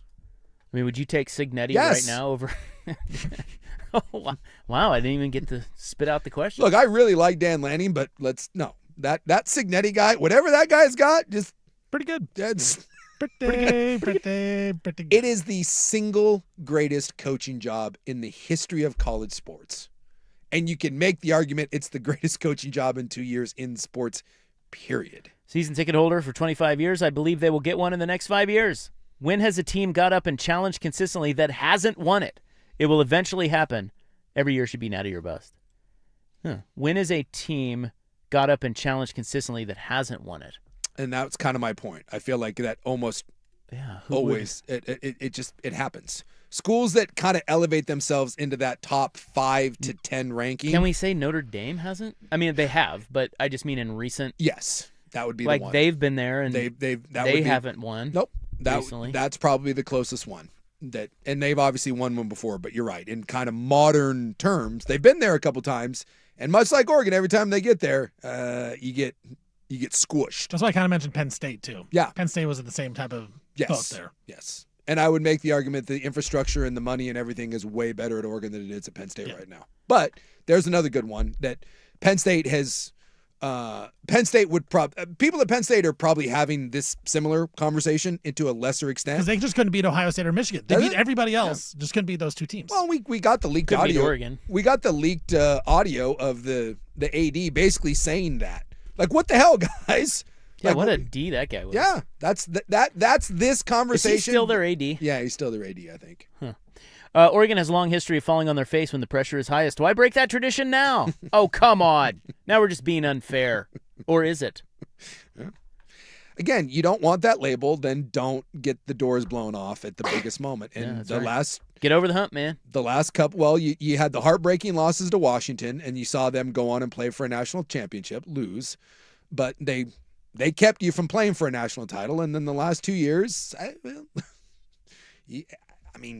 there's no excuses to be made. You were embarrassed. On the biggest stage by the eventual national champion, you were embarrassed. All right. That is going to do it for that. Thank you. That is going to do it for that. That's something completely different. Good text messages. Thank you for all of those. Yes, we're going to go to In the News now. I love In the News. We have an attempted murder with a heart. And the Save the Rink at Lloyd Center movement Are they still at this? has gotten a boost. Really? Yes. We've made progress. I think so. I say I'm part of it. I want to save that rink. So we'll get to those items next, but first, Stephen with Sports Center. Now, from the George McCoy at Warren Allen Sports Desk, a Sports Center update on the Fan Sports Network, 105.1 FM and 1080 AM. First on the Fan, the NCAA has denied Ole Miss's request for a reconsideration of QB Trinidad Chambliss' eligibility waiver. Chambliss now has his waiver, his appeal, and reconsideration denied, but there is an update as a judge in Mississippi has granted Chambliss a preliminary injunction against the NCAA, which means he is eligible, even though the NCAA has deemed him ineligible. Weird situation there. Oregon State, their schedule came out last night. They're going to open up at Houston in week 1, followed by a visit from Texas Tech, a college football playoff participant. They'll be in Corvallis for week 2. Middle of the year, they take on Wazoo. They'll host Washington State in week 7. At the end of the season, the big one at Boise State in week 11. Utah Jazz forward Jaren Jackson Jr. will have surgery to remove a growth in his left knee. He'll miss the rest of the season. A source did say that Jackson's not feeling pain in his knee, but doctors deemed it necessary to remove the growth before it did otherwise expand. Jackson's played in 3 games after he was acquired by the Jazz at the trade deadline, and the Trailblazers will be in Utah tonight, taking on those Utah Jazz. Blazers 7.5, 8.5 point road favorites over Utah. USA Hockey today, they beat Latvia. They will now take on Denmark on Saturday. Phillies have released outfielder Nick Castellanos after the team was unable to trade him. Castellanos, after getting released, revealed that he was benched last season after he brought beer into the dugout during the game. Castellanos will still be owed $20 million as he still was in the final year of his contract. For more sports scores and stories in 30 minutes, I'm Stephen Vaughn from the Georgia Coy at Warren Allen Sports Desk. Hurt and missing work. Insurance companies acting like jerks. Don't call your mom. Call Georgia Coy at WarrenAllen.com. Sports Saturday with Joe.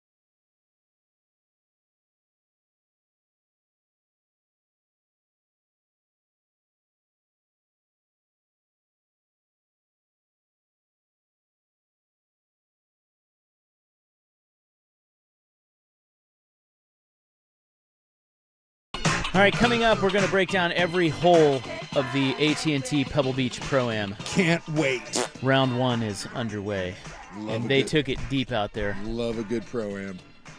So right now, though, it's February 12, 2026. It is time for In the News. I'm your noted and humble newsman. Thank you. It's brought to you by The Advocates, injury attorneys at advocateslaw.com. Please be seated. Thank you. Today is Paul Bunyan Day. Is that North? Who's got the big Paul Bunyan in the ox statue? It's in Fargo, the movie. Is that North Dakota that's got that? No idea. I don't know much about Paul Bunyan. I just know he's a giant dude and he's got an axe, and it's like there's a big blue ox that he hangs out with. Yeah, named Babe? Yeah, it starts with a B. Bob? I think it's Bay. Barry? I don't know. Like I'm sure it's just some sort of legend, but I don't know. Yeah, he's a Babe the blue ox. Babe. Yeah, Babe. there you go. Babe. Didn't he create the Mississippi River? Something like that. I thought it was the Grand Canyon by dragging his axe. It's like one of those. Must have been a big fella. He's got tall tales. He's a giant lumberjack. And he performs superhuman feats. Why do we... Oh, he dug the Great Lakes. Oh, he dug the Great... Okay. He dug the Great Lakes. God, what a stud. Yeah. And you're right. The Mississippi River was created by dragging his axe. Yeah, why do we have Paul Bunyan? Like, what is the point of this? I don't know. I think back in the day, life sucked so bad that you just had to, like... You had to believe that... Well, I mean... You could be a giant lumberjack? What else did you have? It's like with flannel? Back in the day, you were trying not to get, like, scurvy, syphilis, and die. So you just, I don't know, it's not like you had the radio or anything to sit around. So you're like, oh, there was a big lumberjack. He was chopping wood. He had a giant axe. Cool. Oh. It's also National Hug Day. Oh, there you go. I love a good hug. We should hug more. I mean, not you and me. That might be weird. Yeah, just as a humanity. Yeah, we got to normalize giving someone a hug. Humankind. Bring it in for the real deal. Give some people a squeeze out there. Yeah. And hug like you mean it. Yeah. You know? Yeah. A little pressure, but not too much. Exactly. Kind of like a handshake. And you don't need to be creepy about it either. You can give a hug without it being sexual. Oh, I mean, I don't know about that. A little tip action, or What? Well, you know how the pervs do it, don't you? Yeah, but that's what I'm saying. They slide in on the side. Yes, and that's my point. Is So you don't have to be a creep. You can give a hug, male, female, whatever, and not have it be creepy. Just don't be creepy, man. Give a little room for the spirit to get in there. You don't need to go tip to tip. Don't be weird. We have attempted murder, but with a little bit of a heart here, I think. Well, that's nice, like a kind murder. This is a Salem DoorDash driver, and his name is Daniel Myers, and police are searching for him. Now, he is on the loose. He's on the lam. He's 62 years old. He looks exactly like you would think he looks. He's got a hell of a mustache. He's got a Fu Man, some NASCAR kind of hat, and some old man glasses. And he's kind of fat. I'll just tell you right now, he didn't like the Bad Bunny halftime show. No, he definitely did not. 100%. So he is a Salem DoorDash driver. He's accused of stabbing his coworker and attempting to sexually assault her while they were on the job together. Now, I didn't know DoorDash people work together. That's weird to me, but... Oh, I know that... I don't know if they work in pairs, but they pick up from the same... you pick up from the same spots. Yeah, I mean, they were together in the same car. Oh, they were. Yeah. I mean, some people bring like maybe their wife or their girlfriend or whatever, just have some company. Well, this is saying that they didn't know each other. They were just both DoorDash drivers, but they were in the same car. I don't know. I had no idea. Maybe he That's needed a little help. weird. Then, You drive. Maybe it's a big order. One drives, the other one runs the stuff up. I didn't know. I thought that was a solo entity as well. She says she and Myers were making DoorDash deliveries together in West Salem. Myers reportedly drove to a secluded location where he made unwanted advances on her, and then he tried to sexually assault her before stabbing her multiple times. Police said Myers trapped the woman in his vehicle until she was able to convince him to let her go to get first aid supplies at a Walgreens. Well, look. Nice guy. The kidnapping, the attempted rape, the attempted murder, all very bad. Letting her to go to get first aid? Okay. We've made progress. In a stunning turn of events, store staff called the police. Yeah, he didn't think that went all the way through. Myers then felt the need to flee the area. Again, probably for the best. Detectives are now searching for him on attempted murder charges. Daniel Ray Myers. Yep. And he's driving a little silver Honda Civic. 5'10", white man, blue eyes, glasses, mustache, gray, bald. What a dumbass. Honda Civic. He just snapped one day, delivered one too many McChickens, and just couldn't handle it anymore. Well, maybe he thought she wanted him. Pretty sure He was wrong. Yeah, indeed he was wrong. So he decided at that point to go with the murder? Well, it was attempted murder, but yeah. Yeah. Stabbed her. He's happened to have that knife out there, and he's like, well, okay. I just think it's like, how do you get from a place of, I just stabbed you, basically tried to kill you, to, oh yeah, I should let you just go to Walgreens and get some help. Again, maybe Like, what is that? He's only like 80% evil. He tried to score some points. He really thought she was into him. Like, But I think- this is gonna kick it over the top if I let her. You know. But he just stabbed her. So once you've stabbed her, I think that probably ends. aren't you kind of now? You're kind of gonna need to go with it. You're committed at that point. Yeah, you can't just made a mistake there. Yeah, why don't you head to Walgreens and make sure you call the cops while you're there? Like, what the hell is that? What? See, What? again, I think what we're doing is you're trying to put sane thoughts into an insane person. Well, I just want him to pick a lane. Stay insane. Well, no, this is good because if he had What? stayed insane, then she'd be dead. So, She could be, yeah. That's well, true. it may be good for her for keeping her, I mean, not probably, good for her for keeping her wits and convincing him to, maybe she did the, hey, no harm, no foul here. If you just let me patch myself up here, we'll call this a no countsies. And then, you call the police. And by the way, my man, where are you going? Like Daniel Ray? Yeah, Something yeah, tells he's me. making it worse. Yeah, I don't think you have the resources to necessarily stay on the lam. He's on the lam. They're going to cheese him. He's heading to Nice. Jeez Louise. And by the way, DoorDash guy is in. He Yeah. DoorDashes. He says, I've never heard of working Yeah. with anyone else. Very strange. Perhaps there's more to this story that we're not being told. possible. Maybe they were dating or something. Or, yeah, like, You know? I have done DoorDash, and there's not an option to have double people in Wait, your car. you've done DoorDash? You're a DoorDash driver? Yeah. Nice. I've done Uber, I've done DoorDash, I've done Lyft. I've done all of it, brah. Yeah? Yeah. Power rank. Of like most fun. Well, I I don't don't know want that- to talk to anybody, so I stopped doing like, I don't know that any of them are fun, but what's the best job, like, of those? well, like DoorDash or Uber Eats is the best because you don't have to like talk to anybody. yeah, you just show up. It's like, Yeah, like sometimes it's awkward when random people get in your car, and you're like, hey. Then they want to talk, or you say, hey, and then they don't want They to talk, and they don't just talk, stare at yeah, you right. like they want to murder you. Yeah. Is that true? People stare at you, like, through the back, like you're Yeah. looking in the rear view mirror Yeah, and they're 'cause- looking and then other times you get the sense like Ew. people just want to chat you up the whole time. Yeah, and that's annoying. Right, then I got to go customer But you got to service. do that because you want 5 stars. I want a tip. So the eats, do you make as much money Uber No, eating? you do not. That's the problem is Lyft and Uber, you make way more money. It's not a lot, but you make more money driving people around than just getting their groceries or Taco Bell. Okay. What is the most amount of money someone could make, realistically, if they work really hard being an Uber driver in a year? In a year? Yeah, an annual income. I would guess probably Can you make 100 G's doing it? if you really grinded, yeah, Really? you probably could. How many days a week you driving? You probably have to drive six days a week. Because I mean, unless you're doing peak times, like the most that I would make, and I'd try to do like a 9 to 5 type of thing, it would be like 9 to 3 or 9 to 4, because I wanted to avoid all the rush hour. I'd make at most like 120, 140, 150 bucks, and that's like max. According to AI, the top ones, you have to use strategy. Yeah, you have to grind, and it's a real thing. Certain hours. Certain hours, you got to work late. Yes. Got to go to the airport. Events, things like that. Yeah, bars. But it does say on here that the top Uber drivers can reach right around $100,000. Yeah, because you can do whether it's like an event or a holiday, whatever it is, after a Blazer game. Like it'll be, you talked about the surge pricing.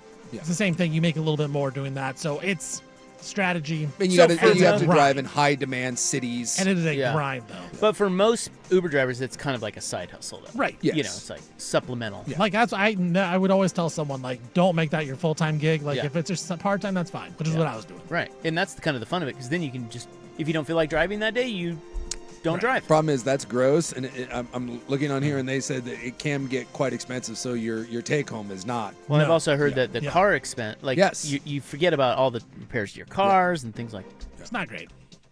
It's not great. It's about Okay. like this job. I'm just kidding. Yeah, it's not like being a radio producer. Yeah, for you chuckleheads. Welcome to the big time. All right, I've got big news on the Lloyd Center ice rink saga.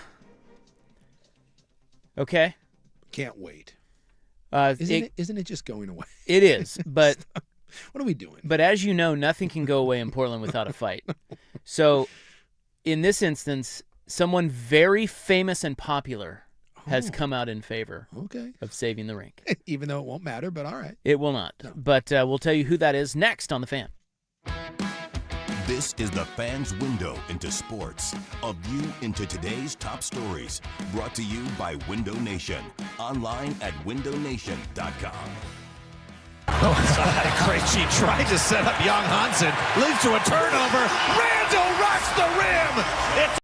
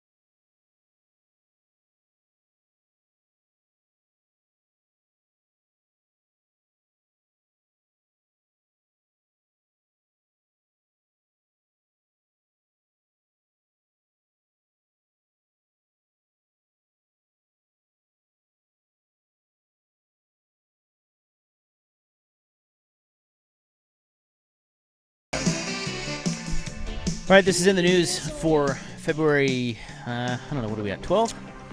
Yes. Yeah, 12, 2026. Okay, so the Lloyd Center is going away. They're going to demolish that thing finally, put it out of its misery, build a bunch of cool stuff with promenades and fountains and things. 14 separate parcels, and all with through roads. All will be connected. So the what's the name of this? Save Lloyd Ice Coalition, SLIC, SLIC. It's not going to happen, boys. Let it go. They have come out, and they are a grassroots group. They're trying to save the ice rink from the Lloyd Center demolition. They got a boost today because U.S. figure skater Ilya Malinin, he's the guy who does the backflips. It's the quad god. Thank you. Yeah, the quad god. He came out in favor of saving the Lloyd Center ice. Okay. Cool. Awesome, everybody. So Jenny Gilmore Robinson, whose daughter Alice skates at the Lloyd Ice Rink, said, everybody went crazy because this was something we hoped for. We hoped that those high-profile skaters would take an interest in our little rink. And wow, he showed up for us, especially in the middle of competition. That was amazing. Okay. Yeah, the person who bought it for like $9 million because it's a cesspool where everyone does drugs and gets Is that shot. all that cost? Yeah, it was like $9 million. The mall? Yeah, like it's the land and everything? It's like pennies on the dollar. They're not going. They're just going to be like, you know what, guys? I know we have this multi-billion-dollar investment, but you know what? You're right. We're going to take a prime piece of it and just leave it as a rotting ice rink. What if they made it the centerpiece of the whole development and just left it? Again, I'm guessing that if that were the financially smart thing to do, they would do it. But I don't know if you know about developers. They like to make money. And I'm guessing that retail space and apartments probably slightly better. Several skaters and supporters gathered at Portland City Hall yesterday. They delivered handmade valentines and nearly 900 signatures asking Portland Mayor Keith Wilson to help save the rink. Their message included a request to pause the city's approval process and help reach a compromise with developers to preserve the rink or build them a new one. Yeah, I guess that is just the anchor. That one end of the Lloyd Center sold for $9 million. That wasn't the total cost of it, but the biggest parcel of that, the anchor with the ice arena, sold for $9 million. Hey, weren't they going to put like a concert venue in there? Yeah, they talked about it.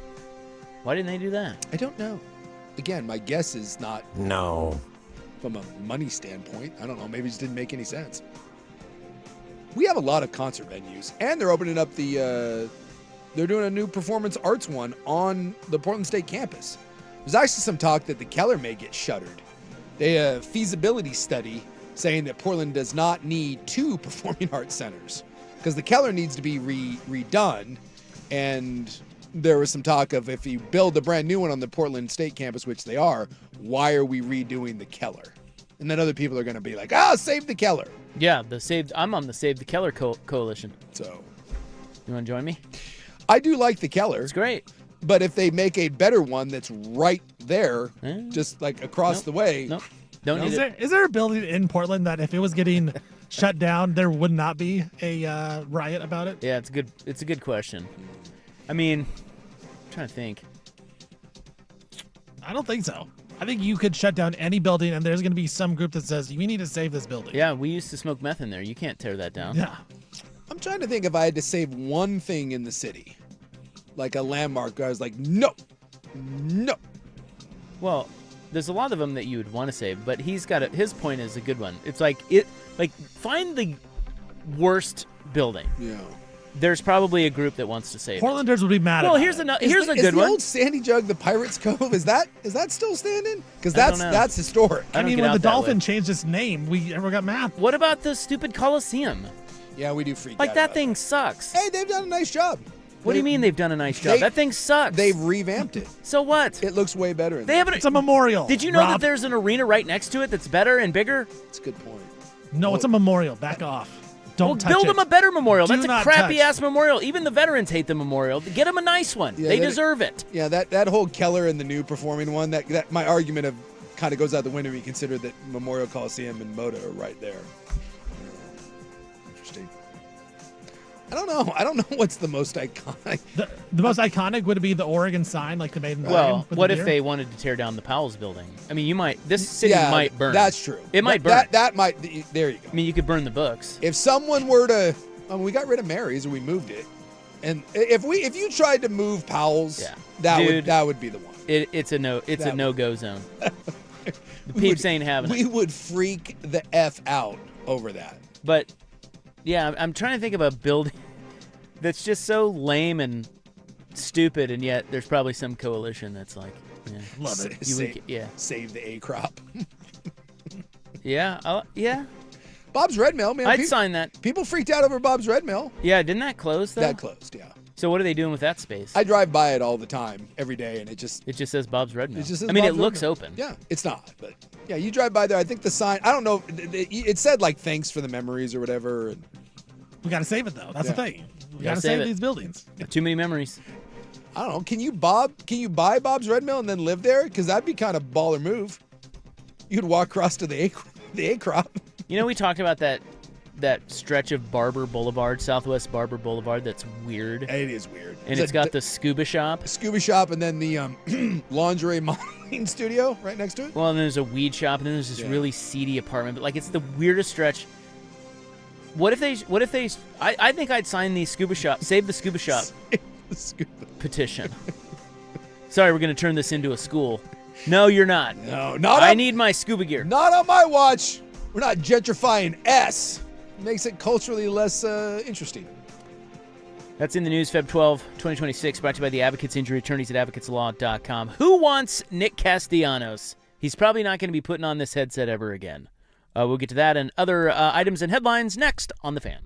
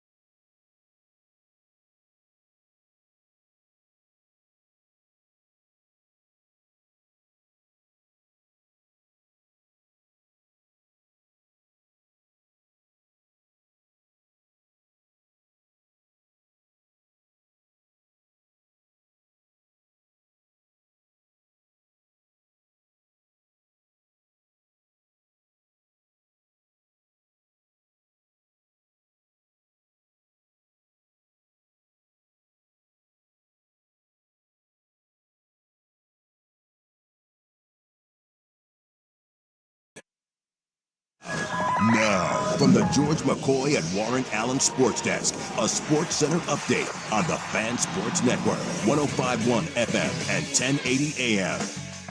First on the Fan, the NCAA has denied Ole Miss request for a reconsideration of Trinidad Chambliss eligibility waiver.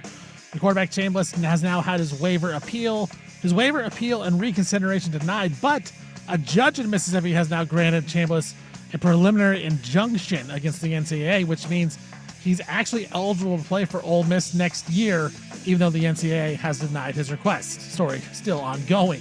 Oregon State, their football schedule came out last night. They're going to open up at Houston in week 1, followed by a visit by a CFP participant in Texas Tech, traveling to Corvallis in week 2. They'll host Wazoo in week 7, and then late in the season, they're going down to Boise State to take on the Broncos in week 11.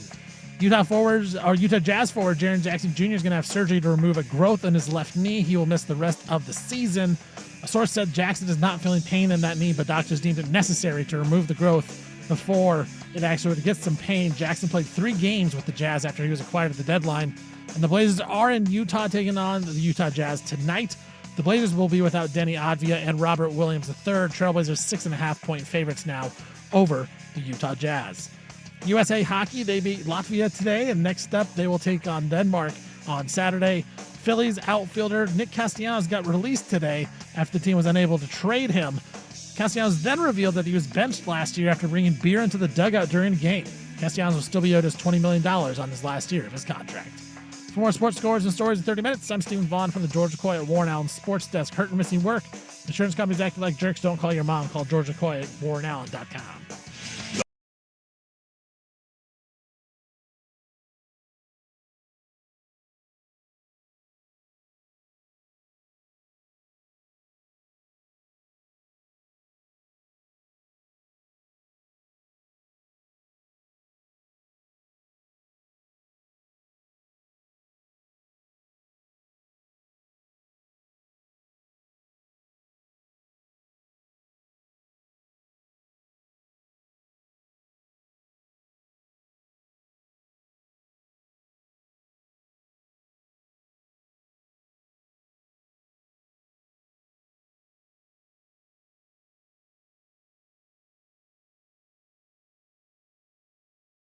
The Fan. All right, welcome back. We having a nice little Thursday. Your sportsman here. I'm Isaac. Hello. Big Sook's right over there. Right here. Look at him. There's Steven. So Steven was telling us he was an Uber driver. And I have we can't do it now, we'll do it in the club, but I have a Uber driver scenario for you. I want to see what you would do. Can't wait. Haven't we all been in an awkward Uber before? Yeah. Yeah. It's just anytime you get into a stranger's car or go to a stranger's house, it's just the concept's kind of weird. Yes. I'm going to pay you to come pick me up for money, and I don't know you. At night. Isn't it weird? And I'm usually drunk. Isn't it weird how prior to Uber, we never would have dreamed that anyone would go for that? Yeah. But then we were instantly institutionalized that Uber's the greatest thing ever. Yeah. We can save $10. All right. Yeah, and it just instantly became not weird. But then every once in a while, you have the weird one. Yeah. And I feel, it's way better for us because, it can be weird, but if you're a gal, then it gets flat out scary. So that's the other one. Like, if you're a gal and you're really drunk and you are now trusting a male stranger to come and pick you up and you're, kind of in and out of in the back seat of the car and he knows where you live, that's not exactly a great recipe. Can you request female on Uber? No. You cannot request drivers. You can't? No. I had a couple of people I picked up frequently, and they gave me their phone number, and they texted me, and they're like, "Yeah, can you give me a ride?" And I just did it off the books. Oh, that actually. But you cannot request a certain driver. But if you do it off the books, what do you charge them? Do you charge them what the Uber, you put it through the app? We'd do it right there in the car. They'd be like, oh, it's $50. Yeah. And I'm like, okay, well, give me 40 then, or 45, because I would make 25 off of that. Yeah, that's usually better. If I did that last time I was in New Orleans, cool lady picked me up, and she just gave me her number and said, you want to go anywhere, you just call me. It's technically against the rules, probably illegal, but yeah.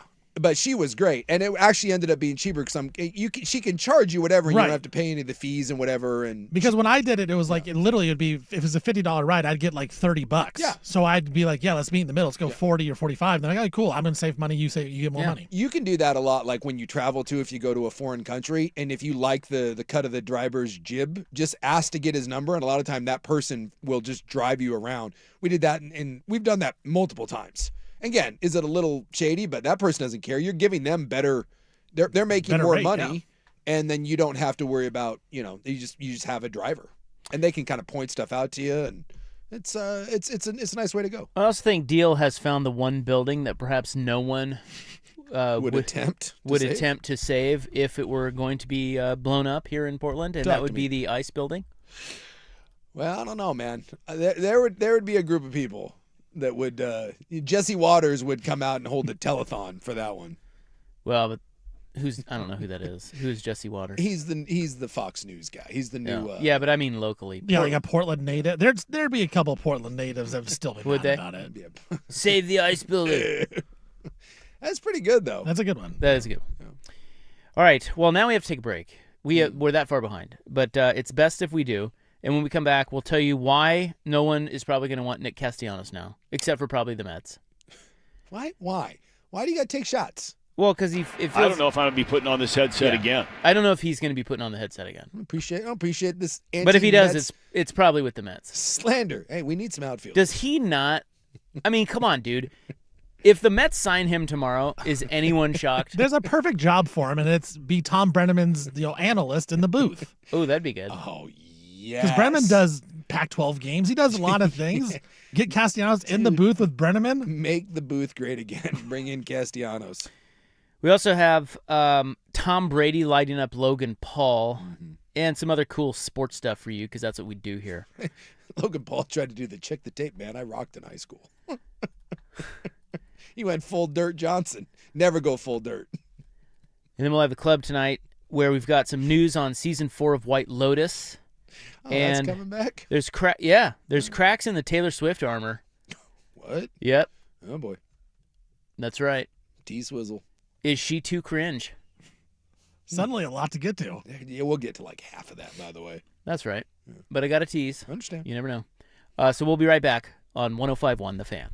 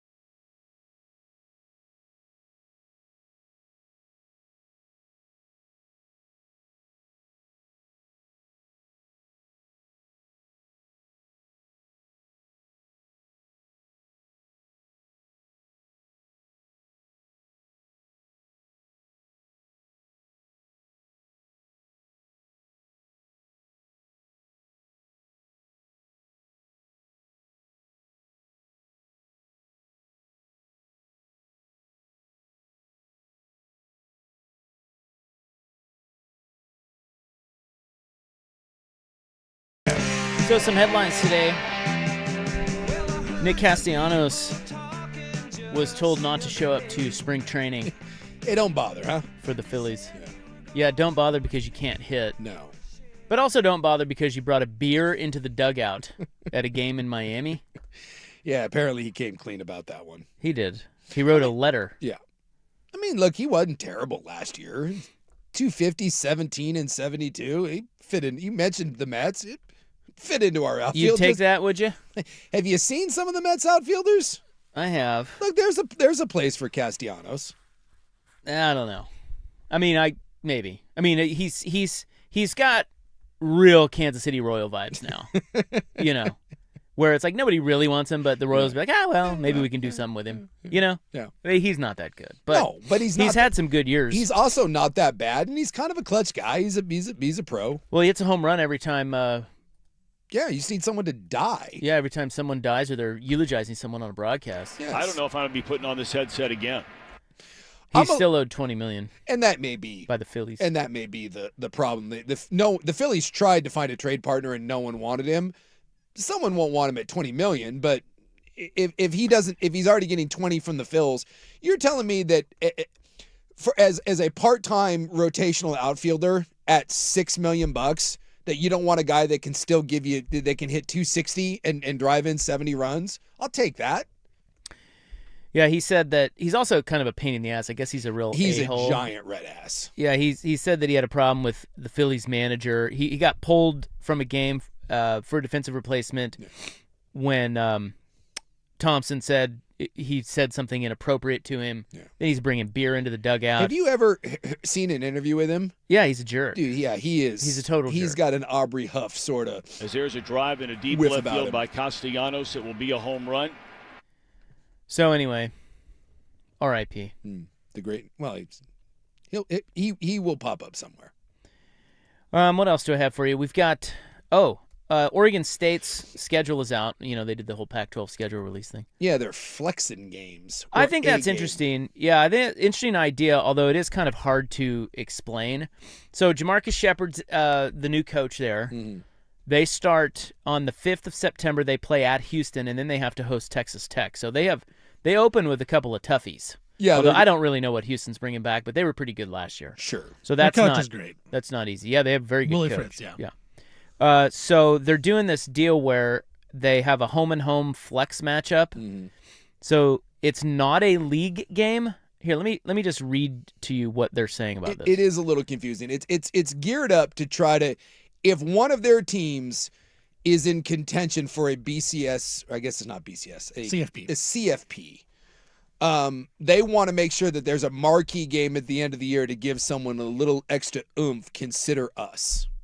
So it says you have a 4-week non-conference slate over weeks 1 through 4, a 7-game round-robin slate for league play over an 8-week span with 1 bye week each during that stretch, weeks 5 through 12, and then a home-and-home flex matchup among the league's 8 football members to conclude the regular season. This is week 13 on November 28th, which will be considered a non-conference matchup for standings. Yes. So it says for 2026 and the league's home-and-home flex matchup. Hold on, I got to sneeze. May God bless and keep you. This is an interesting. It is an interesting idea. So it says the league's home-and-home flex matchup. To conclude the regular season in Week 13, the Pac-12 will retain the right to adjust matchups based on the best interest of the league, including college football playoff considerations at the time. Yes. Projected matchups for the final week on Saturday, November 28th, not to be confirmed until 6 days prior at the latest, include Boise State at Utah State, Texas State at Colorado State, San Diego State at Fresno State, and Oregon State at Washington State. So basically, again, Oregon State's going to play Houston, Texas Tech, Montana, and UTEP. There's your non-conference.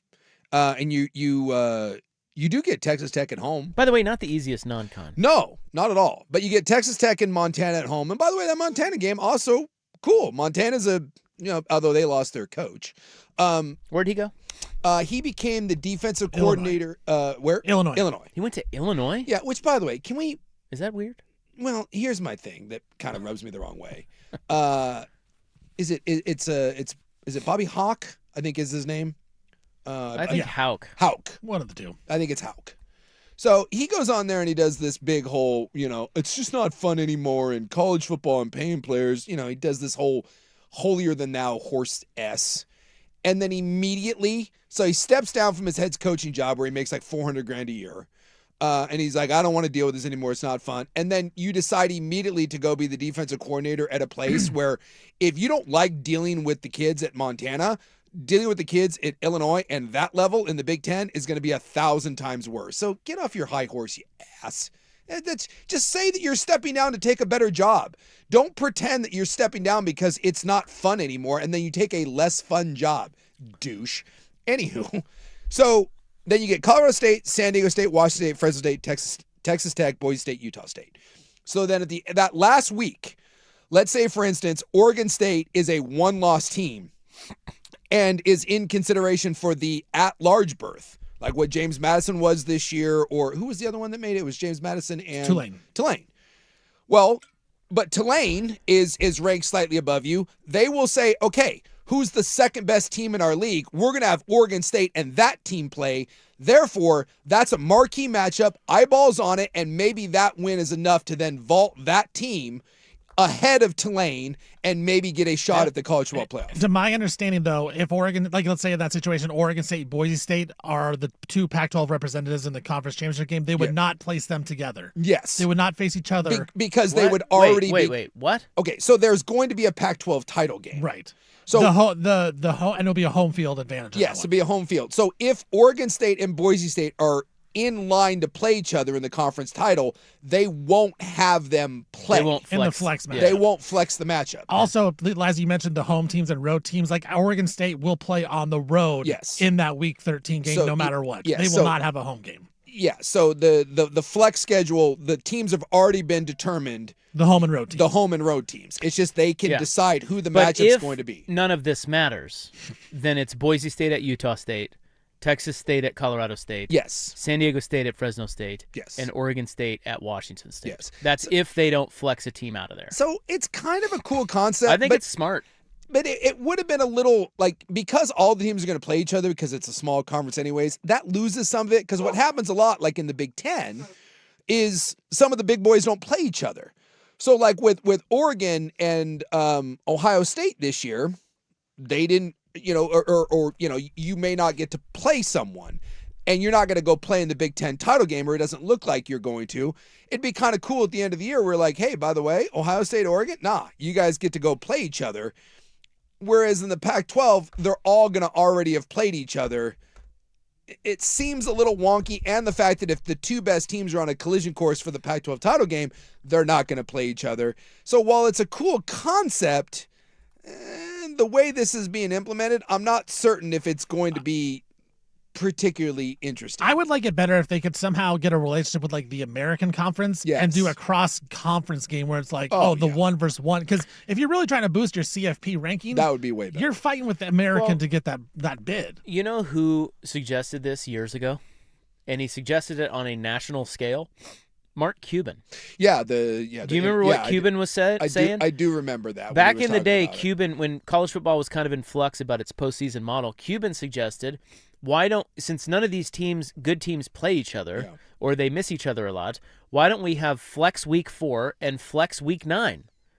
Yeah, it would make sense. But teams don't want to do it. I mean, it's a good idea. It's a great idea. And now a conference is actually doing it. But it's a conference that's doing it because they No, I get it. You don't have to do it in the rest of college football, but it would make sense if you want better matchups. Big boys don't want to do that. Because it puts more meat on the bone, and if anything, the college football teams are trying to get less. Right. They want less data points. They're just like, and it's. I mean, that's the Texas thing. Texas came out last year and said, if you leave us out, we're never scheduling another big game, and of course they got left out. But they're also scheduling a lot of big games because they need the money. Yeah.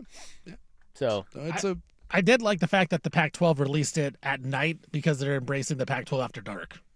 Oh, that's cool. I thought it was pretty fun. All right, well, I guess Malik Murphy's back. Hankerson's back. I don't think Malik Murphy being back is a good thing. Hankerson is not back. Hankerson's not back? No. Are you sure? Yeah. Okay. Murphy is back, but they did also get a quarterback from, I want to say, Mercer. Well, they have 35 guys that transferred out and 20 guys that transferred in. Yeah. I don't think anyone's excited about the quarterback. And that's my analysis. That's yeah. Well, look, it's better than, well, maybe not. Is it? I don't know. He was decent at Duke, wasn't he? He Yeah. just had they were just bad coaches. Did Oregon State. Did you see him last year? What's the over? Well, again, bad coaches. What's the over under on Oregon State wins? They could jump with that schedule and a new coach. Yes. A bunch of new transfers. Yes. They could jump. 100%. Just saying. If Shepard can coach, yeah. Well, that's what I mean. Because like that Malik conference- Murphy will look better under a better coaching staff. The Or at least conference he isn't should. great. All I know it's is the Mountain West. having watched too much Malik Murphy last year, yeah. Not certain that I'm real fired up about that, but you're right. Well, special teams have to be better. Can't be worse. Boy, I completely forgot about that. I mean, they were so That's bad. a joke. They were a joke. I played college football. I've watched college football. For like 35 years, college football has been a huge part of my life, and never in my life have I seen something so comically bad at a real school than Oregon State special teams. It was almost unbelievable to watch. And they legitimately lost like 3 games because of the bad special teams. And then Trent Bray at the end of it had to like defend it, and then eventually he was like, okay, fine. Yeah. I'll fire the guy. Jeebus. All right. We're going to hear from Tom Brady coming up next. I like this version of Tom Brady. Getting a little saucy. That face though, man. Well, I like he's got to lay off some of that, man. I like competitive Tom Brady. Yeah. That's we need more of Tom Brady getting that look in his eye. Less son mouth kissing and more competitive nature. And we also have the big controversy today at the Olympic Games, which we will get to coming up next. But first, Stephen with Sports Center. Now, from the George McCoy and Warren Allen Sports Desk, a Sports Center update on the Fan Sports Network, 105.1 FM and 1080 AM. First on the Fan, the NCAA has denied Ole Miss request for a reconsideration of quarterback Trinidad Chambliss' eligibility waiver. So Chambliss has now had his waiver, his appeal, and his reconsideration denied. But a judge in Mississippi has granted Chambliss a preliminary injunction against the NCAA, which means he is actually eligible at this point to play for Ole Miss next year, while the NCAA has denied him and says he is not eligible. As we just talked about, Oregon State's football schedule just came out last night. They opened up at Houston in Week 1, followed by a visit to Corvallis by the Texas Tech Red Raiders, a college football playoff participant a season ago. They'll take on Wazoo in Week 7 in Corvallis, and then late in the season, they will travel to Boise State in Week 11. Utah Jazz forward Jaren Jackson Jr. is going to have surgery to remove the growth in his left knee. He'll be out the rest of the year. They said Jackson is not feeling pain in his knee, but doctors said it is necessary to remove that growth before it expanded. He only played 3 games after he was acquired by the Jazz at the deadline. And the Trailblazers will be in Utah, taking on those Utah Jazz. The Blazers will be without Denny Advia and Robert Williams III. Trailblazers 6.5-point favorites on the road against Utah. USA Hockey, they had a preliminary game today. They took on Latvia and they beat them 5-1. Next up is a game against Denmark on Saturday. Philadelphia Phillies released outfielder Nick Castellanos today after he was unable to find a deal to trade him. Castellanos then revealed he was benched last year after bringing beer in the dugout during the game. Castellanos still owed $20 million on the final year of his contract. For more sports scores and stories in 30 minutes, I'm Stephen Vaughn from the George McCoy Warren Allen Sports Desk. Hurt and missing work. Insurance companies acting like jerks. Don't call your mom. Call George McCoy at WarrenAllen.com. The Fan is live on YouTube.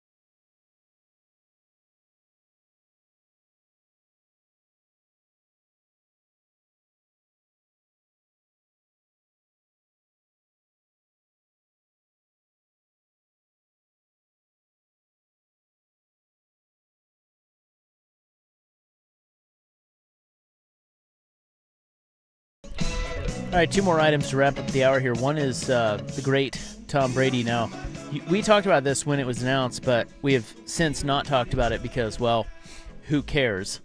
But it is a flag football game that is taking place in Saudi Arabia, and it will be March 21st. And there's a bunch of NFL guys playing in it, including Tom's Braids. Boy, you want to talk about the most shameless, just you don't need it, but you're going to sell your soul to evil people for a little bit of money? I give you this. Yeah, I don't really get the whole... What's the point? What are we trying to do here? Well, the Saudis are, again, sports washing everything. They popped up in the Epstein files, by the way. They're murdering people and raping children and all that. And apparently Tom Brady would like to take a bunch of their money and then be like, no, Saudi Arabia is great. Flag football. That's all this is. It's a flag football game, probably brought to you by FanDuel and the Saudis. No. It's Fanatics. Fanatics. There you go. The Fanatics Flag Football Classic in Riyadh, Saudi Arabia, March 21. Yeah. And this will be Tom Brady's return to the football field in a 5-on-5 non-contact round-robin tournament. Star-studded tournament. Saquon Barkley, Tyreek Hill. Brought to you by the Bonesaw. Can I bet on it? Or I'm sure you can. I bet they will have odds on this. Yeah. And I'm betting on Brady's team because that dude lights up. Who's the other quarterback? When it gets competitive. I don't know. You're like, I don't know. Something. You really want me to answer that? I feel like Brady's going to stack his team, whatever it is. Totally. That's kind of what I'm thinking. Odell Beckham, CeeDee Lamb, Rob Gronkowski. I mean, I've heard all those names. I just don't know who the other quarterback's going to be. Yeah, it doesn't say. But it's round robin, so there's multiple teams. It says Jaden Daniels will participate. Ooh. Could be that. You betting on him? Listen, I'm taking Braids, dude. Taking Tom Brady. It's going to be stacked in his favor. I guarantee it. Well, he's already watching film and stuff. Breaking it down. Like that guy. In between Botox, he's watching film. He's just an animal. Yes. Like he's another level of obviously, he's like the greatest quarterback ever. But he just gets that look in his eye in this clip. It's about a minute long.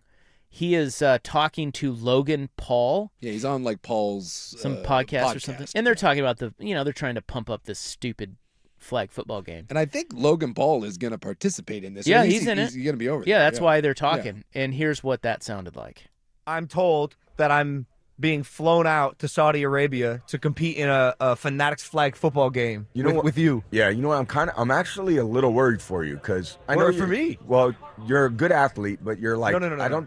These guys are another level. So, I am the highest level. I am the level. No, you're not the level. I am the level. You're a good athlete, but honestly, when I'm thinking of Saquon Barkley and I'm thinking of like can Saquon Odell Barkley Beckham and Justin a Jefferson flip off the top rope? Have you not seen him moonsault jump off the top over rope someone's head? It's cute. It's a great. I love WWE. It's very cute. But honestly, this is like real football. This is real competition. I was an all-state linebacker. I rushed for 1,200 yards, 19 touchdowns my senior year. Well, let's see what you can still bring it.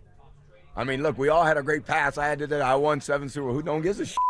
You know what matters? This game, March 21st in Saudi. I'm glad you're going to be there, and I'm glad you're finally going to participate in like a competition that matters. This guy's insane. The audacity of Tom Brady. I can't believe it. Wins 7 Super Bowls, thinks he can just go around and talk about his flag football game like it's going to be the Pro Bowl. It's going to be way better than that. Dude, he owns Logan Paul right there. I love that he went to, I played high school football. Yeah, 1,200 yards, by the way. I mean, dude, I don't think in high school that's that great, is it? I don't they in high school rush for? I have no idea. 2,500 if they're good? Under no circumstances, none, should anyone ever reference anything you did in high school football as any sort of brag. Please don't.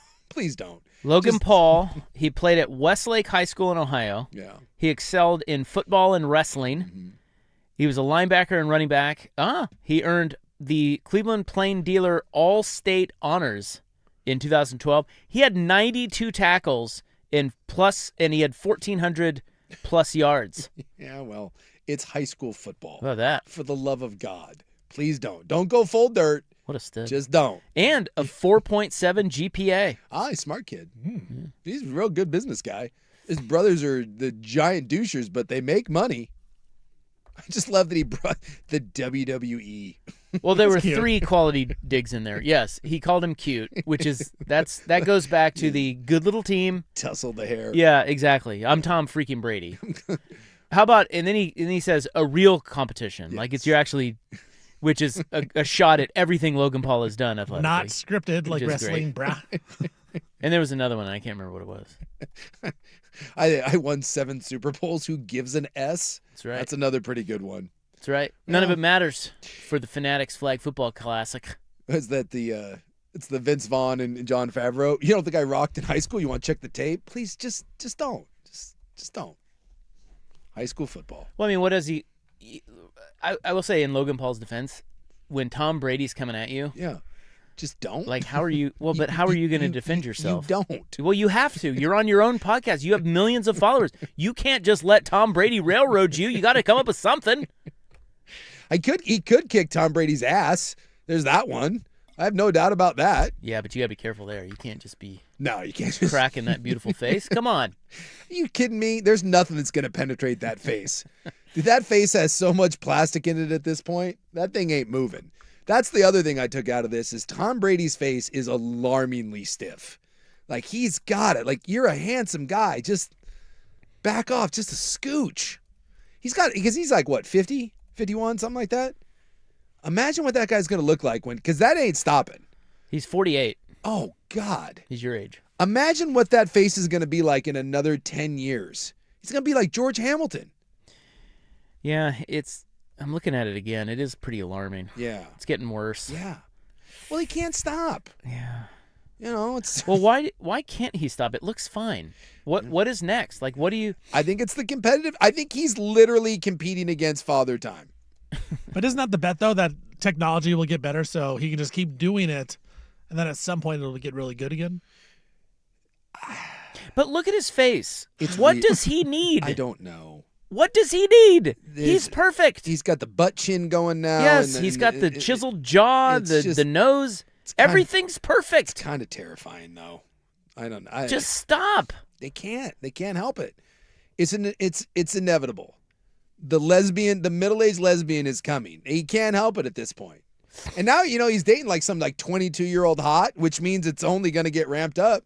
You think he's going to age gracefully with a 20-year-old hot? No. Who's his hot? I don't know. Some model. Who we got? Just look her up.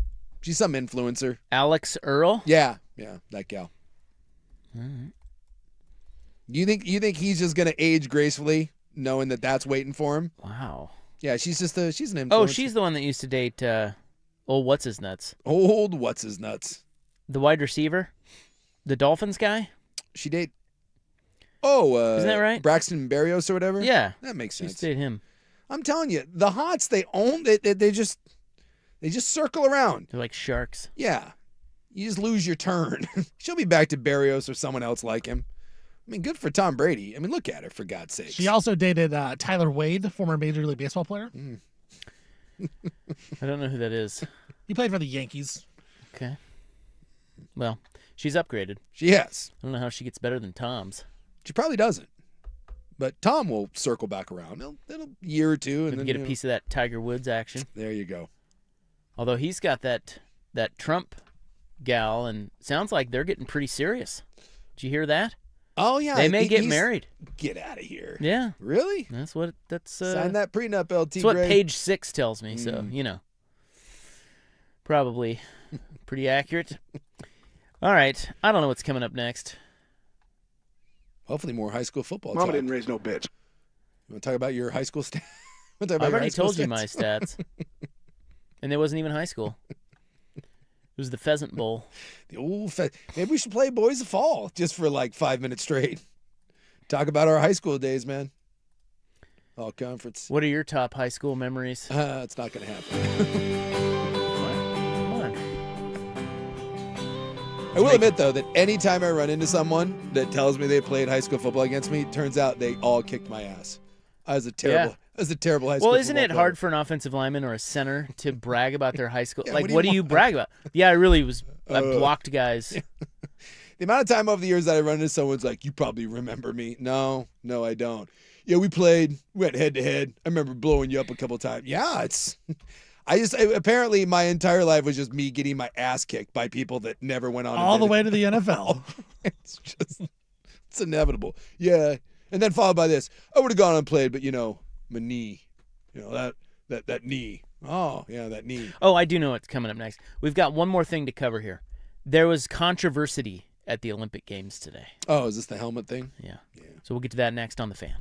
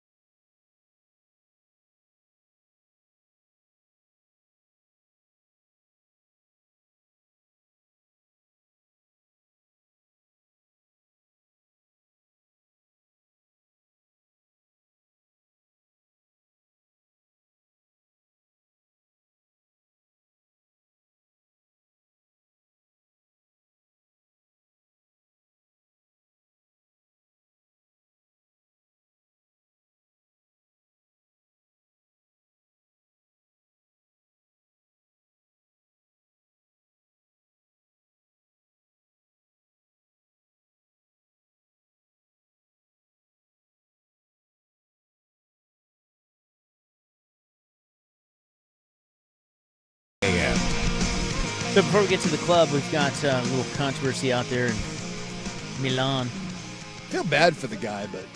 Well, I tell you what. There's an easy solution. And what would that be? Don't do it. I mean, they tried to come up with a middle ground for him, and I don't know. This is I may be on an island here. I just... Well, it's pretty...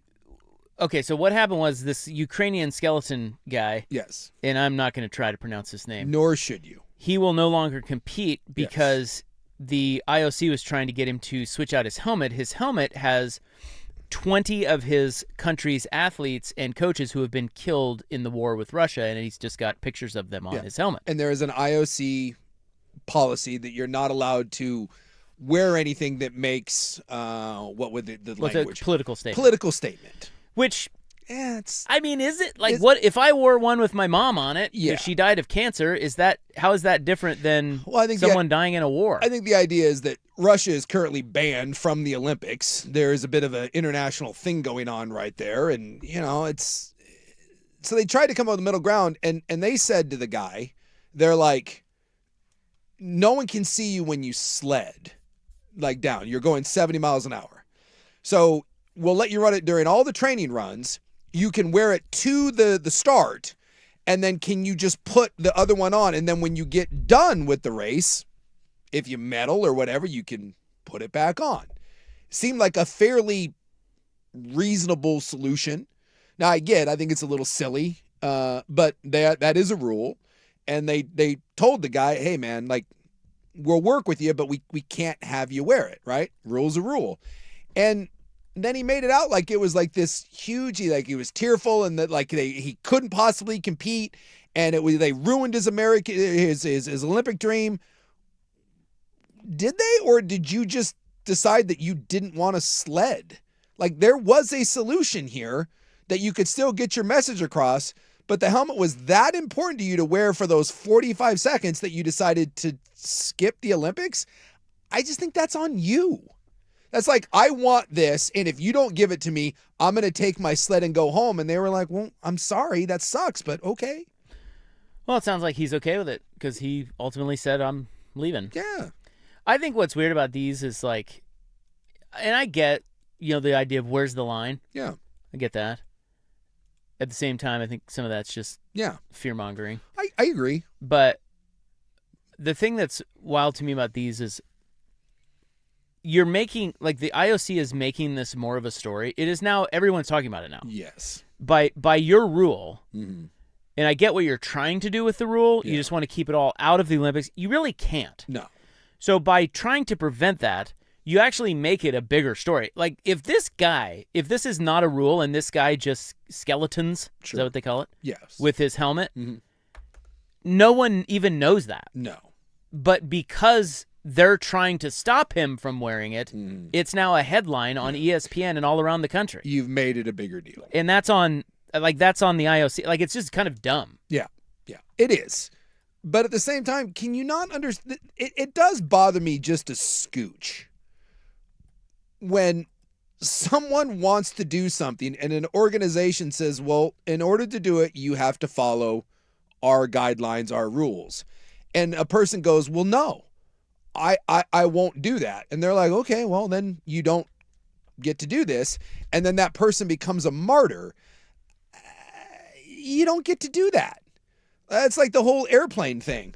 I want to do this while I fly. Well, it's my airline, and we've decided that you don't get to do this. Wait, I can't take my pants off? Right? Screw you. It's a little bit of that. If you would like to do X, we're going to require you to do Y. And you may think it's silly, but they didn't tell this guy to F off and, we're not willing to negotiate or work through it. It sounds like they literally were like, can we please try to find a solution that fits into the guidelines and the rules, and we'll give you some leeway. And the dude was like, no. And then there's like that shot of him in the car crying and saying that like his 4 years in his Olympic dream is over. You decided your Olympic dream was over, not the IOC. I just don't blame the IOC. Are they a little short-minded or narrow-minded? And yeah, it's a little silly and they're making it a bigger deal, but my God, dude, you could have competed. You chose not to. So you don't get to then cry and be like, woe is me. That's my only thing. Don't try to pretend that you're a victim in all this. You made a choice. Be a big boy and live with it. Someone texts and says, I get the feeling he accomplished exactly what he wanted to. Yeah, maybe. Was he at all in contention for a medal? Or was this just no more idea. Okay. I have no idea. That's what the first thing I thought about this was, is my man here just for a participation trophy. And again, he's trying to get the message out. And let me also state for the record, don't we all know that Russia is horrible? The IOC banned them from the competition. It'd be one thing if you're like, hey, I want to bring to light the fact that the Russians are a bunch of sons of bitches and they're not allowed to compete. That country is banned. So other than you're trying to get the name and the faces of these 20 people out there, and that is a very admirable goal, couldn't you do that the way the IOC set it out? Because it's not like now that anyone's going to be looking at his helmet or be like, oh, these are the people and it's the list of the people.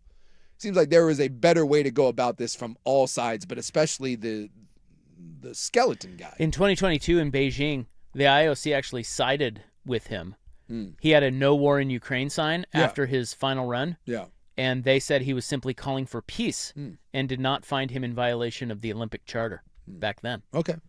And now that... But the faces are, I don't know.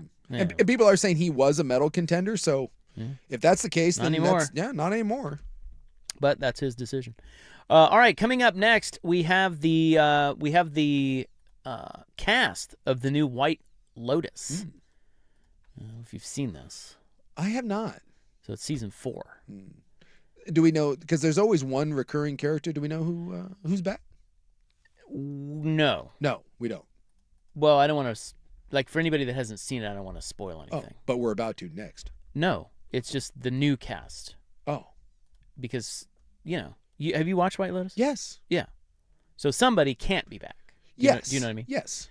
But every season has had at least one tie to the old cast. There's nothing that's going to penetrate that face.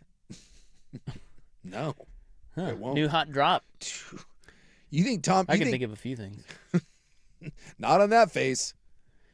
So anyway, we'll get to that. And cracks in the Taylor Swift armor, it seems.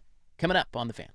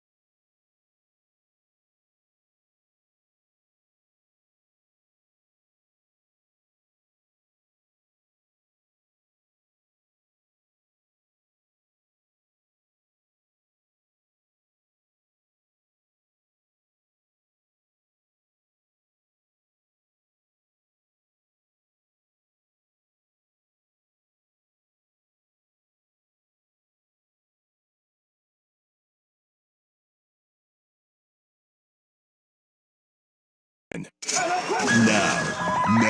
from the George McCoy and Warren Allen Sports Desk, a Sports Center update on the Fan Sports Network, 105.1 FM and 1080 AM. First on the Fan, the NCAA has denied Ole Miss request for a reconsideration of quarterback Trinidad Chambliss' eligibility waiver. Chambliss has now had his waiver, his appeal, and his reconsideration all denied by the NCAA, but a judge in Mississippi has granted Chambliss a preliminary injunction against the NCAA, which means he's actually eligible at this point to play for the Rebels next year, even though the NCAA has denied him all his requests. Oregon State football, their schedule came out last night. They're going to open up their season at Houston, followed by a visit from a college football playoff participant a season ago in Texas Tech. They're going to Corvallis in week 2. Wazoo, they're traveling to Corvallis in week 7, and then Oregon State late in the year taking on Boise down in Boise in week 11. Utah Jazz forward Jaren Jackson Jr. is going to have surgery to remove a growth in his left knee. He'll be out the rest of the season. Trailblazers play those Utah Jazz tonight. No Denny Advia, no Robert Williams III for the Blazers, no Lauri Markkanen, no Jaren Jackson for the Jazz. Portland a 6.5-point road favorite. USA Hockey, they beat Latvia today 5-1. Next up is a game against Denmark on Saturday.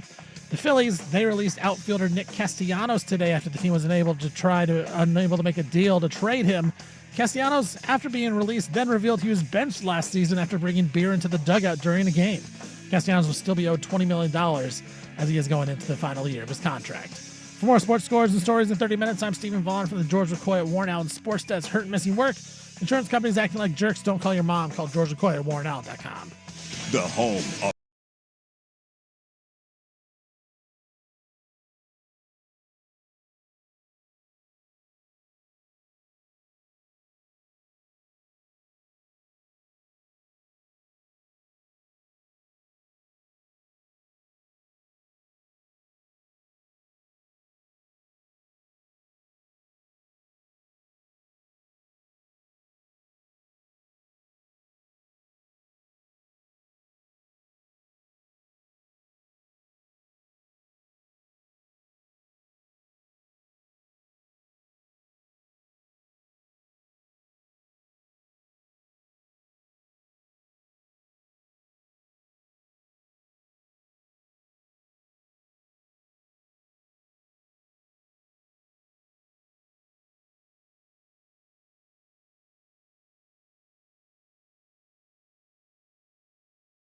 Touchdown 6, brother. Let's got to do something. Rocco! Oh, my Rocco! Football sucks, kind of. She got a great ass! And you got your head all the way up it! What the are you talking about? Okay, we My apologize. eyes are very important. It's time for the club, baby. On 105.1 and 1080. The Fan. Fucking. I don't want your life. Welcome to the party, pal! Nice to have you along. Oh no. It's Club Hour. Finally. God bless About America. Damn time. God, no kidding. Kidding me? And it makes me I sad. only watched so much of this German-Denmark game. This is the first night in a long time I haven't had sports on the TV over here. There's nothing on. Again, Germany and Denmark. Not interested. What are you talking about? Not interested. You want the Danes versus the Krauts? Come on. Is there some NBA on or something? Should I watch that? Sure, there's some NBA on, but I don't know why you'd watch it. Where you're getting about as sour as I am on the NBA. And that's saying something. Well, again, all my NBA is filtered through the prism of the Blazers, and you don't even have that. So why the hell would you be watching? What do we got? You really want? It's the only thing on. You really want to What's watch? on? We What do I got got? Milwaukee, Oklahoma City. I like watching Oklahoma City, although Shay's out, Jalen Williams is Shay's out. I do. Well, Oklahoma City's fun to watch. Well, Blazers are tipping probably right about Yeah, now. let's get the Blazers on. You Yeah. can't. Oh wait, I can't. We don't have We it. can't get. We need an antenna in here. What are we doing? Can't What afford an are we antenna for doing? me? They did find the Yaz $500,000 for their tanking efforts. Oh, they did. Yeah. For what? They won last night. No. Yeah, they finally decided that enough was enough. They fined them $500,000 and they fined the Pacers, I think, $100,000 for their tanking efforts. I think it was more of a. Well, it is hilarious that they did finally get fined after a game they won, but I think it was more of a collective FU. The other night, Indiana, I think they had I want to say 11 guys that were on the injury report. Yeah, like that's really going to stop them. Yeah, it's, They want AJ DeBonds to go from BYU to Utah. I mean, it's obvious. $500,000. So the Jazz won last night, and then they come out today, and they're like, yep, Jaren Jackson done for the season.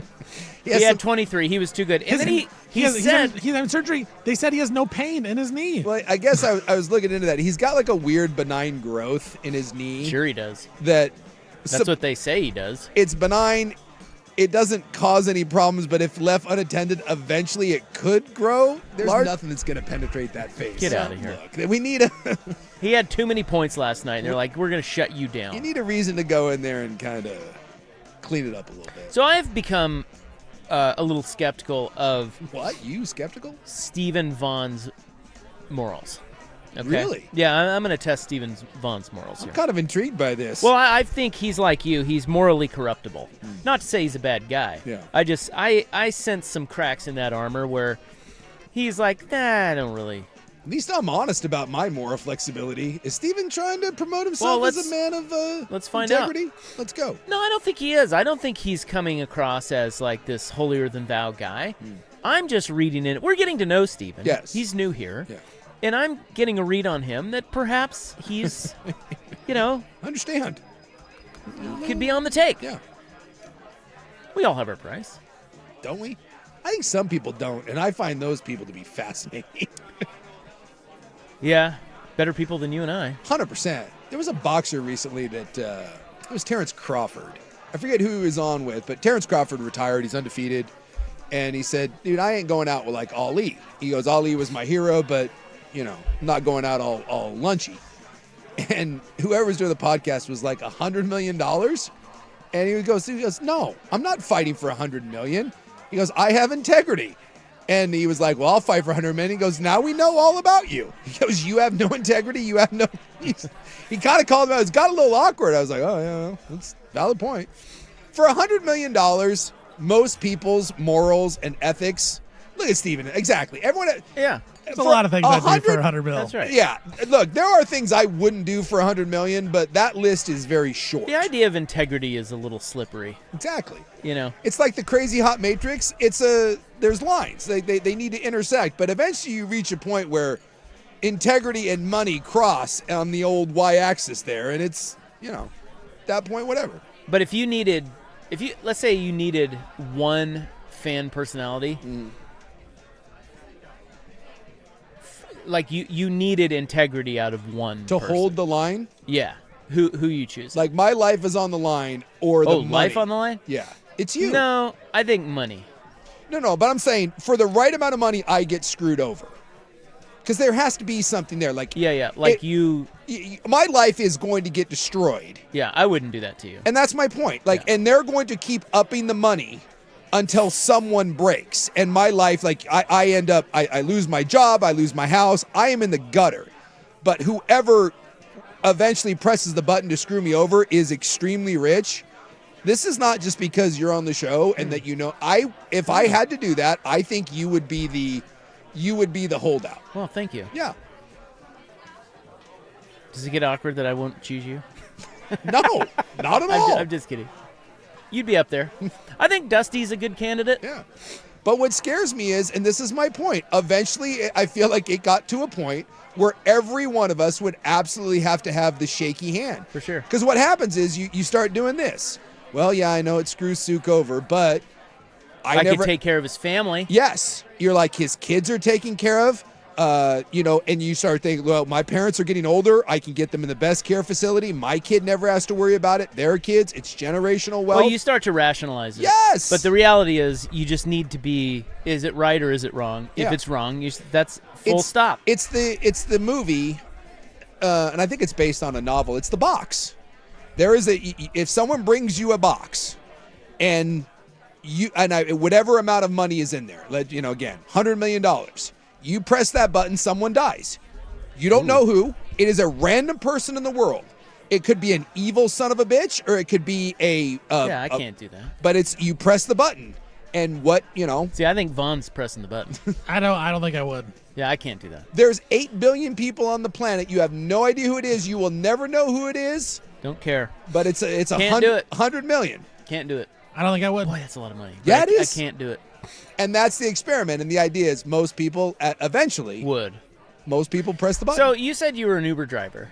Yes, sir. And off the air, Stephen raised a bit of a red flag because I said, what if you had he was telling me an Uber story of some weirdo rider. Yeah, short synopsis was this guy got in and he was telling me, actually it was this girl, and that's what made it weirder, actually. She was telling me a story about her and her boyfriend, how they got arrested for meth in their apartment. Oh.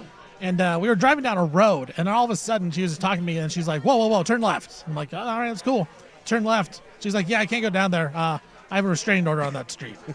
And I thought, oh, cool. On the whole street? Like on a house on that street. Well, I'm sure within 1,000 yards and that. And so I had to go out of the way to get back on the road. And I'm like, cool, all right, cool. And then she just kept going about the meth story. Interesting. Well, meth and restraining orders, I feel like those are, that's peanut butter and strippers. And usually it's males that I thought would be, but it was a female that said this, which made it more interesting. Yeah. So I asked Steven, I said, and this was all off the air, I was like, hey, what if a guy says, hey, I'm going to go up there and murder someone. You going to drop me off? I'll give you a nice tip. And Steven's like, yeah, I'll drop him off. And I think he was joking. I hope so. But it did raise a red flag. So here's the scenario. You're an Uber driver, and somebody gets in your car, and they say, I am going to do something really bad. I will not tell you what it is, but I am going to give you $100,000. You need to take me there. Like they won't answer the question. No, you won't know. Because your version of very bad can be very different than my version of very bad. You just hear, that's a good one. Because very bad, I could talk myself into, it's not that bad. $100,000 he's going to give you. Now, that doesn't mean once something bad happens, you can't go to the police and come clean. Yeah. You're not going to jail. No. At least I don't think. I think I would try to get it out of him, and I think I would just drop him off. I think I would do it. You'd do it? Yeah. Interesting. Then I would come clean to the police, like I said. Hey, just this guy, I want to let you know. You wouldn't try to Well, it's a very vague thing, too, because, again, that's different than saying, I'm going to go kill this bitch. That's an entirely different thing. What if he was going to kill himself? I know not to be morbid. morbid, then I wouldn't. I would not. I wouldn't drop him off. I would. Wait, you would if he was going to kill someone else, but no, if he I don't know. He just said something very bad.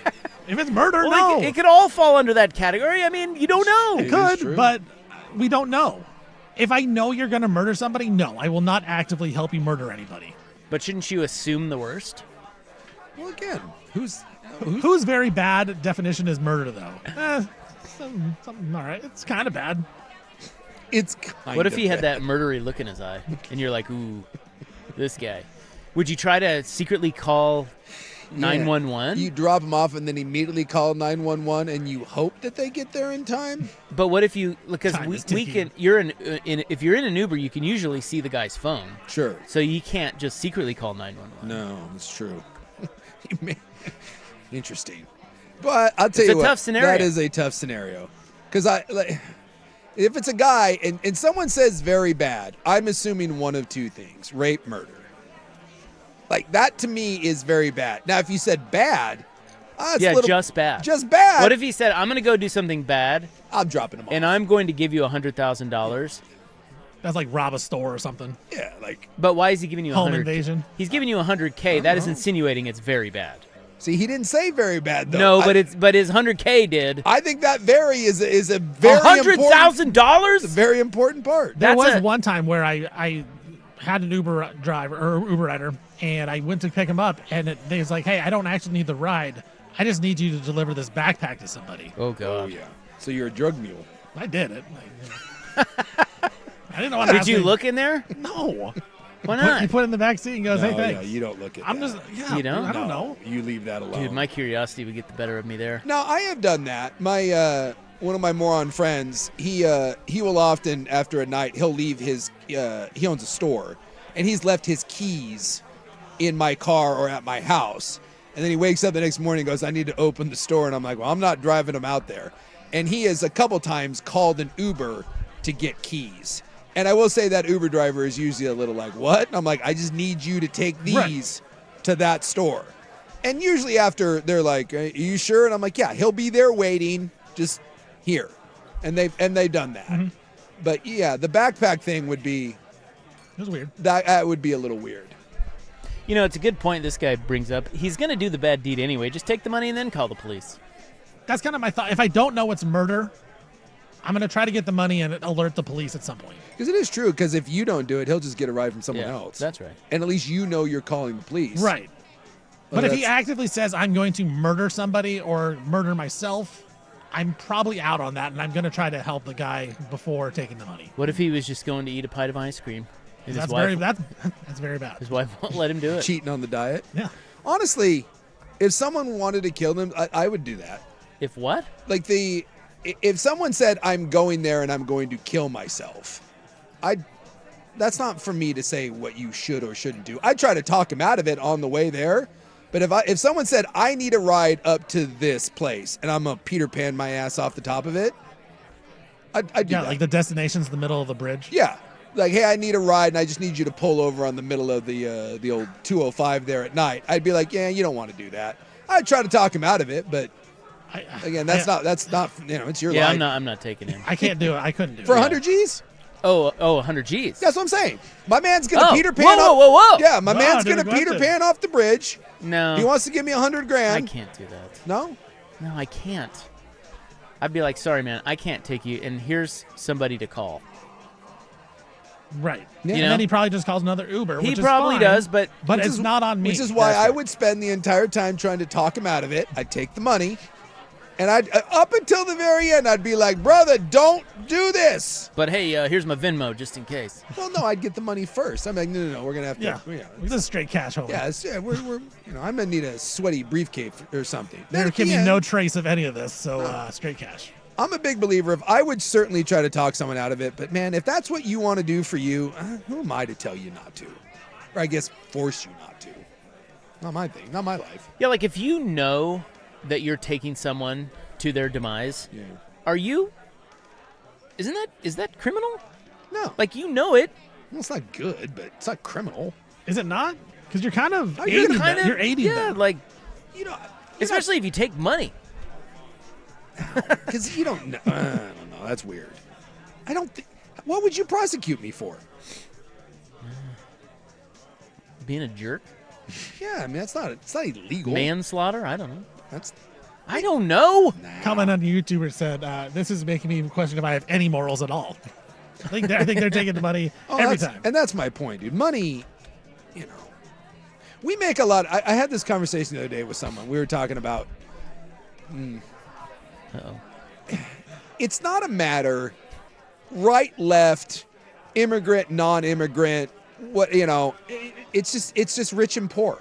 That's all it is. It's rich and poor. No one gives two S's about anyone being illegal if they're rich. No one cares about your religion if you're rich. No one cares about what you're doing if you're rich. Anyone only cares or causes a kerfuffle when someone's poor. Well, that's all it is. All of our societal battles, it just comes down to, do you have money? Because if you have money, we will look the other way at everything. And if you don't, then you're the problem. You're the problem with everything in society because it's your fault. Why? Because you're poor. That's why I hate the saying money can't buy happiness. It's like I would love to try. Well, like we have that situation going on down there in old Gaza there that seems to be somewhat of a problematic thing for many, many a year. And no one wants them. Like everyone's like, everyone yells and screams about it, but there's other countries there that could step in, but they don't have any money. If those people there were wealthy, if that was it Qatar that has all the oil money, if everyone that lived in Gaza had a bunch of money, something tells me that other people would be much more willing to help them. It's the same thing with, when you have, you can buy the immigration card now, what is it, the gold card or whatever, is it $5 million? It's $5 million. You can come to our country if you've got $5 million. You get to skip the line.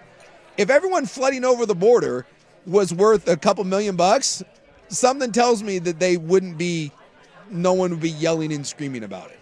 It's just, you got to have money. According to AI, there are some states that have laws against assisting or aiding suicide. And just by transporting them, you would be, in certain states, assisting or aiding suicide. So you could be charged. You'd have to prove that I knew, though, that person was going to commit suicide. Yes, you would. You would have to know the intent. And that person would be dead, therefore Good luck proving it. And for cash. And I've got money to hire an attorney to get me out of there. Boy, what a good guy you are. Gotta love that. Look, I believe in personal freedom and choice.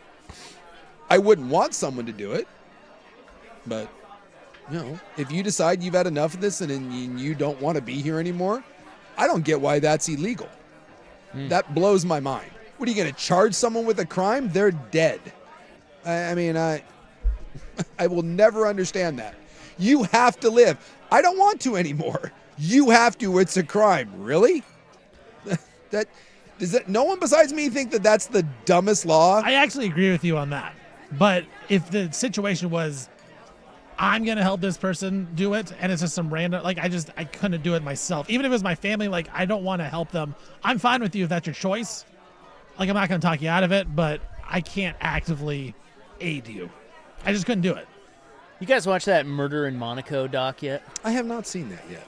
Yeah, it's on Netflix. Yeah, I see it across the old timeline there, but you might want to give that one a whirl. Yeah?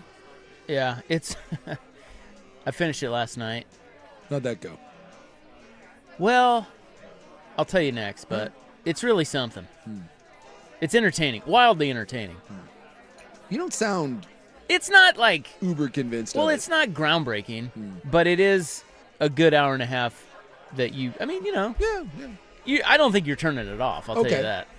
Yeah, I watched the Miracle on Ice one, which I don't know why, because I've seen 100 of those, but there's one of those going around on Netflix, and I checked that out a little bit. We also have the cast of the new White Lotus.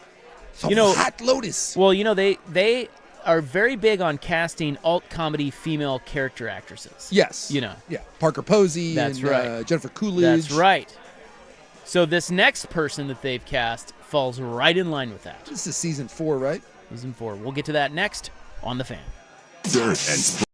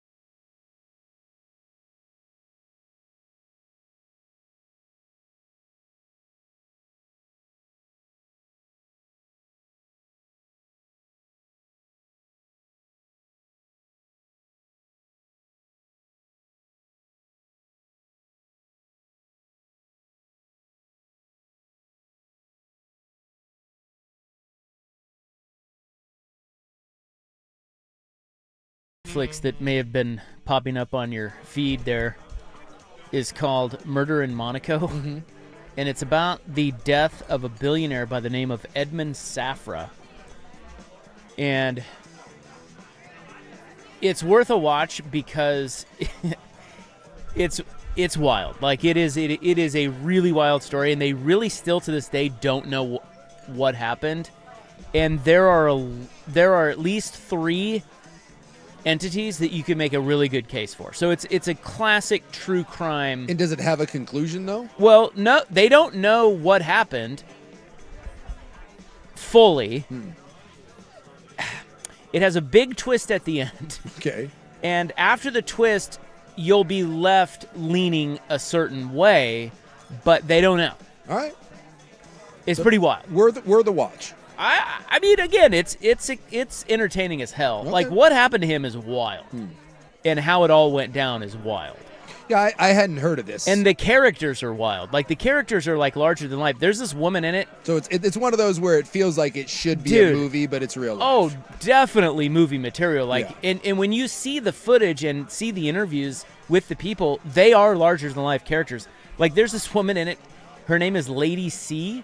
Lady Colin Campbell. She's just an author. Sure. But my God, when she sits down for an interview, buckle up.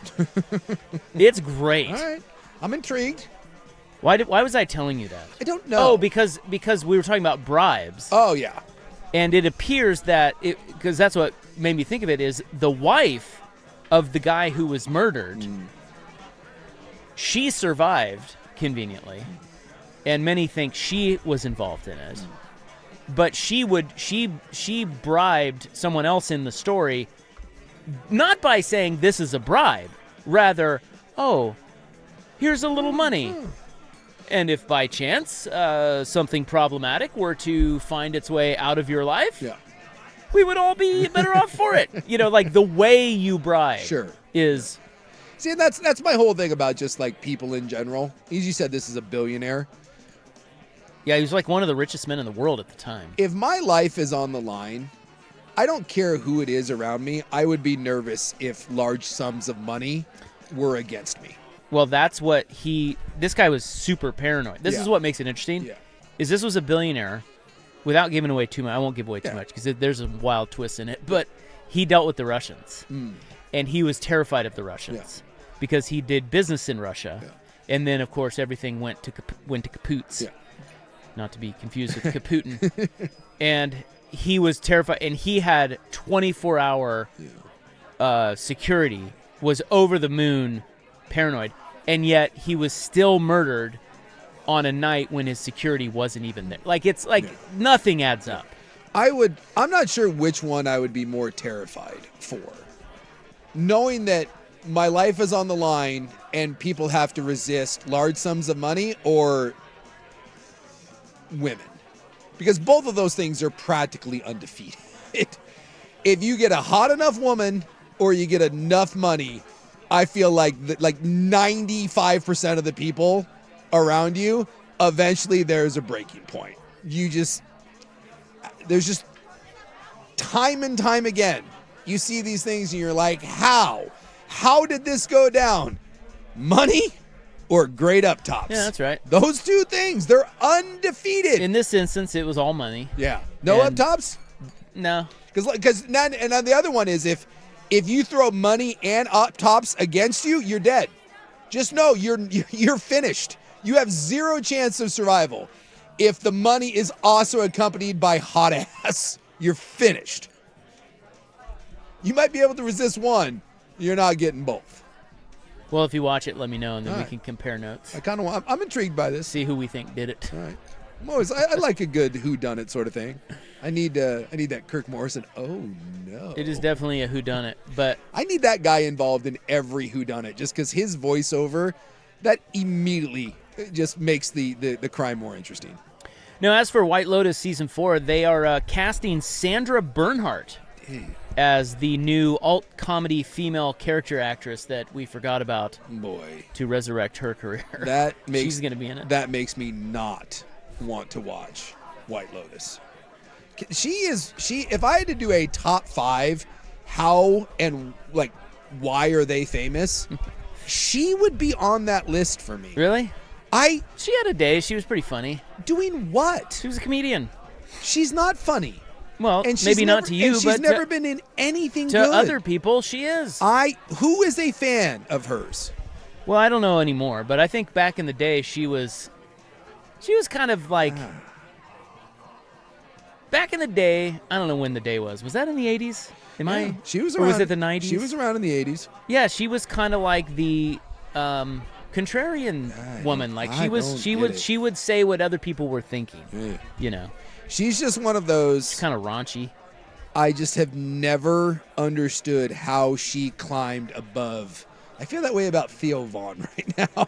Anytime I hear Theo Von or listen to Theo Von interview someone, I'm like, how did he become famous?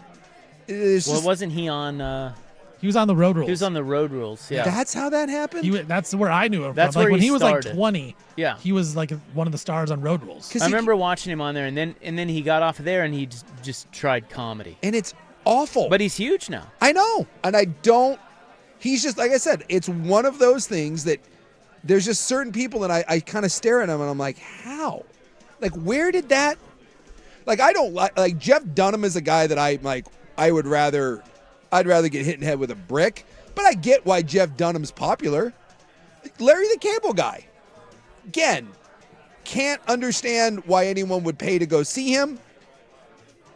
Well, that's not true. Like, that's one where I'm like, my God. But I see there's the niche. Sandra Bernhardt and Theo Von, same cloth. How? How in a world full of talented people did they become rich and famous? Well, Jennifer Coolidge was good in White Lotus, kind of resurrected her career. Yeah. Parker Posey was awesome. She was great. And now it's going to be Sandra Bernhardt, and it's set in France, and they're going to shoot it this year, and it will be out early next year, so you have to wait a while. But also in it will be Helen Bonham Carter. See, now that intrigues me. She's fantastic. She's great, and I would be excited to see her in this. Some guy named Steve Coogan. He's a comedian. Oh, he's in... Never heard of him. Yeah, have you seen... you've seen him. He was in The Other Guys. He was the director in Tropic Thunder. Oh. So the guy that gets his head blown off, the director guy, the British fellow. That's him. I have seen him. Yeah. He's also in a really good movie if you want. It's kind of a different movie, but watch The Penguin Lesson sometime. True story about a Argentinian school teacher and a penguin. It's actually pretty good.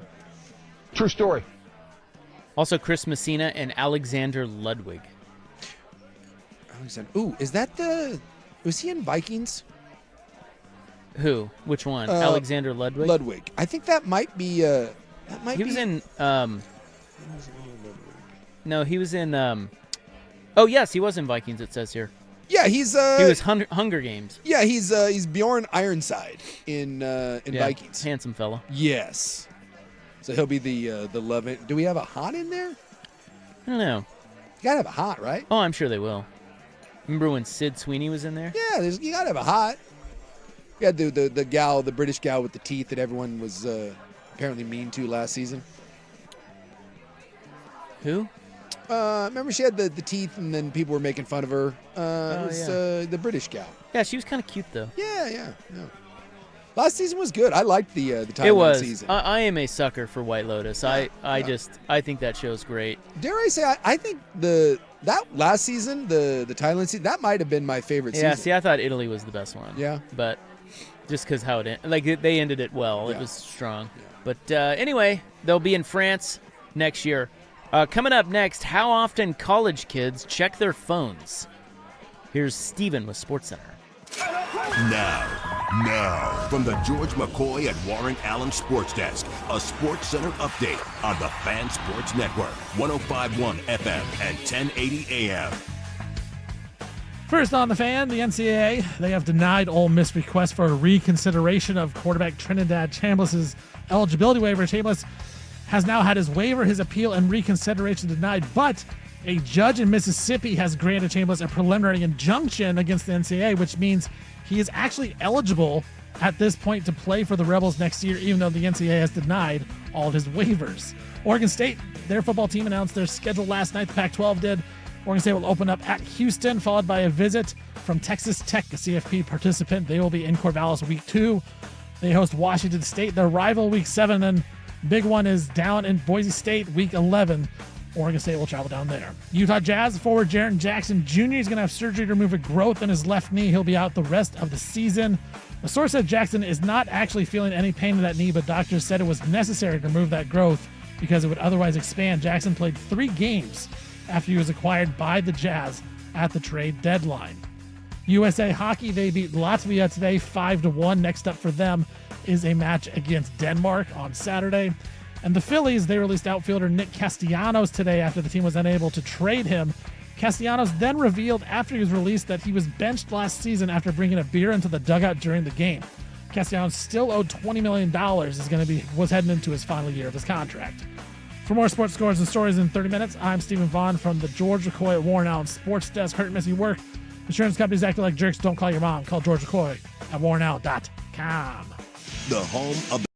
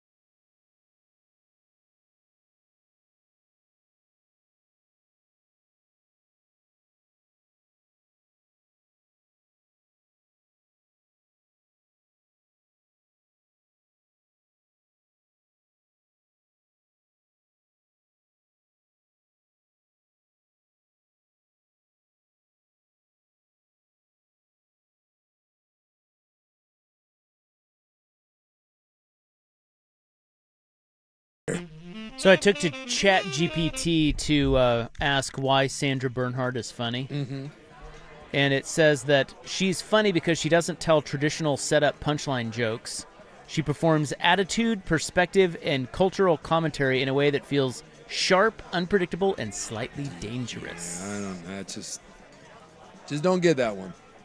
But now she's coming back, and she does have an annoying voice, so maybe she will be the new Jennifer Coolidge. I haven't seen her for years. You know who She's I... 70, by the way. Is she really? Yeah. What has she been doing? Not being old? Being old, I guess. You know who is in her category, although she wasn't a comedian at all, but kind of crazy like that, is Janice Dickinson. Yeah, you I remember her? Yes. She was just a model that went crazy, and then that was her bit. She just was... Yeah, she's just wild. She did reality TV and, right, all that crap. And she is also 70. Janice Dickinson, 70? Yeah. I'll be damned. Is she? Because she was good looking. She's had that weird plastic surgery face. She was gorgeous back in the day. Well, I think she claims to be the first supermodel. Yeah. And I don't know if anyone believes that, but she was, She had like a Phoebe Cates thing going on. She was with Sylvester Stallone, man. Yeah. Well, that's got to be the hard thing. I know people gave her crap because she went all plastic, but When your whole life is based around being hot and then you in an industry that doesn't let you grow old, I'm guessing that is a mind F, you know? She doesn't look horrible now. She just looks plastic. She's plastic, yeah. She's got that Mar-a-Lago face, and she certainly does. Yeah. I mean, that is a real thing. Go to any country club and you see it. Go down to it's that wealthy, put together Lake-O. Go to Lake Oswego. It's the same thing. No one's allowed to age gracefully anymore. And I'm telling you, guys are doing that same thing. It used to be that guys would age and then just get like younger, like hotter models. But dude, the keeping up with the Joneses thing is real now. All the old dudes are getting weird plastic faces now too. Not me. You get on like every chemical known to man. Like they turn like bright red, and, like the veins and stuff. It's all aggro. According to a recent survey reported by the New York Post, more than 1 in 3 U.S. college students admits they've checked their phone during sex. How does that work? The survey conducted through the campus-focused apps of Yik Yak and SideChat. Oh, Yik Yak. Polled roughly 100,000 American students aged 18 and over. 35% said they pulled out their device mid-hookup to send a text or scroll through a video. What? How does... Yeah. I don't know how that works. And is the other person has to just be cool with it? Like... Well, I think my wife would kill me. Well, I mean... Wouldn't you? Like, yeah. I mean, you can't just... No, I'm trying to think which is worse. Hold on, let me send this text real quick. Or hold on, I need to watch this video? So, Well, it's like you're bored. Oh, wow. Yeah, that... You can't. I mean, even if you are bored, you can't. You're not supposed to show that. And so does that right? end the sexual encounter? Or are no, they saying... it doesn't sound like it. So that they're saying that the youngs are fine. You're like, hold on, I have to watch this hilarious TikTok reel? Like you watch it? No, I don't think there's any holding on. I think it's... You're just doing it. Yeah. Yeah. Boy, multitasking. Boy, that is... The youth is something else, man. They really are. The same survey offers a more relatable snapshot of what college sex actually looks like right now. Nearly 23% of respondents said they had sex while their roommate was still in the room. Meanwhile, 72% said they had met their current or most recent partner in person, not through an app. That detail alone complicates the idea that young people have abandoned real-life intimacy. Yeah. Huh. What a weird... I'm not going to lie. I'm still trying to process the TikTok thing. Like, TikTok? What do you mean? You're checking a video? You're having sex and you're watching a video. Checking your phone? Well, what if you got to send a text real quick? Like maybe order Uber Eats or something? I'll be damned. What? I don't know how that... Like you just... I mean, I don't want to wait. Do you just tap out? You're like, hold on. You're like, we wait till the head's not looking, and then you're like, No, I bet a lot of it is behind their... Like if you... Well, I mean, let's say you're doing... Yeah. Wow. Let's say you're... Well, you can picture it, right? Like there's a lot of times when you're not looking the same direction. You know what I mean? You just reach over and grab that phone. Man, there's nothing that's going to penetrate that face. Yeah, as someone said on here, they need to be having better sex. I don't mean to be all Swigard here. Right. No, I think that's right. Swag loves to talk about his sexual prowess, but I'll tell you what, if someone is sending or watching a video while you're having sex, you're not doing it right. Right. Maybe you should be watching a video together on what you should be doing, because that's embarrassing. That's me during sex right there. Dude, I don't know. I think there may not be something more soul-crushing than someone taking their phone out during sex. I don't...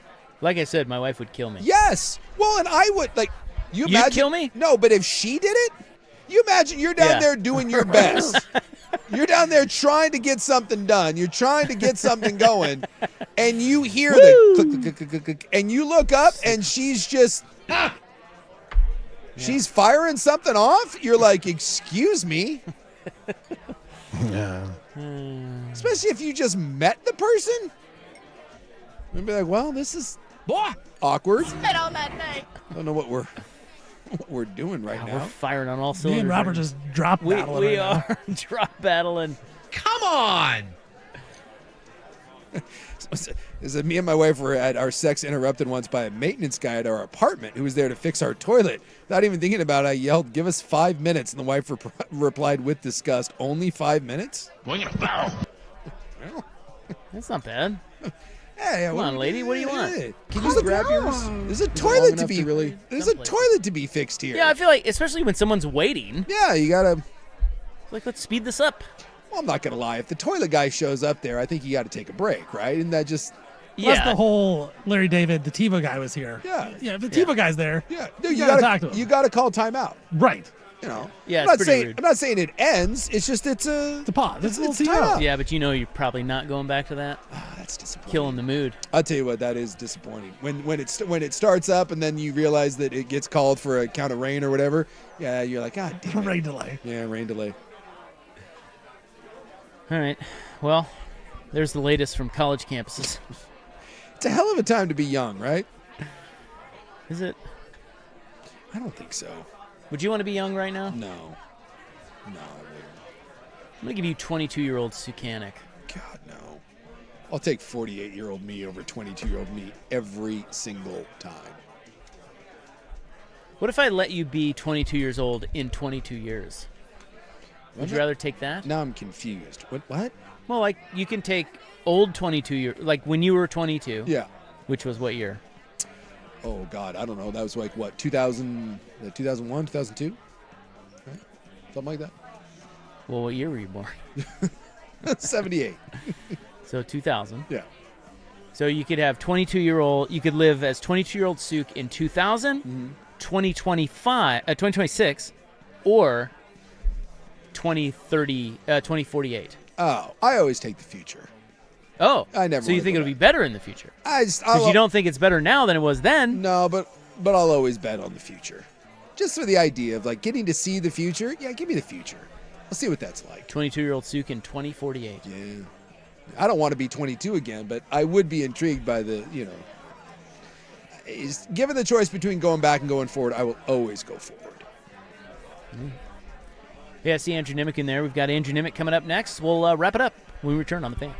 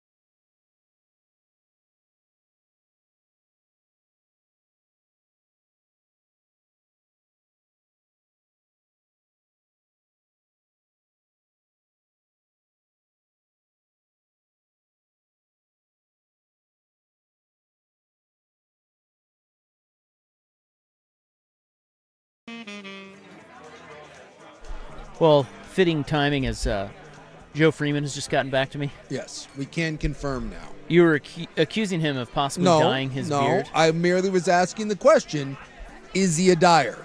He is not. No. He sent a... So we've been catching up on text. He's doing great. He's covering the Zers. Life's good. He's got a great little family over there. Yeah.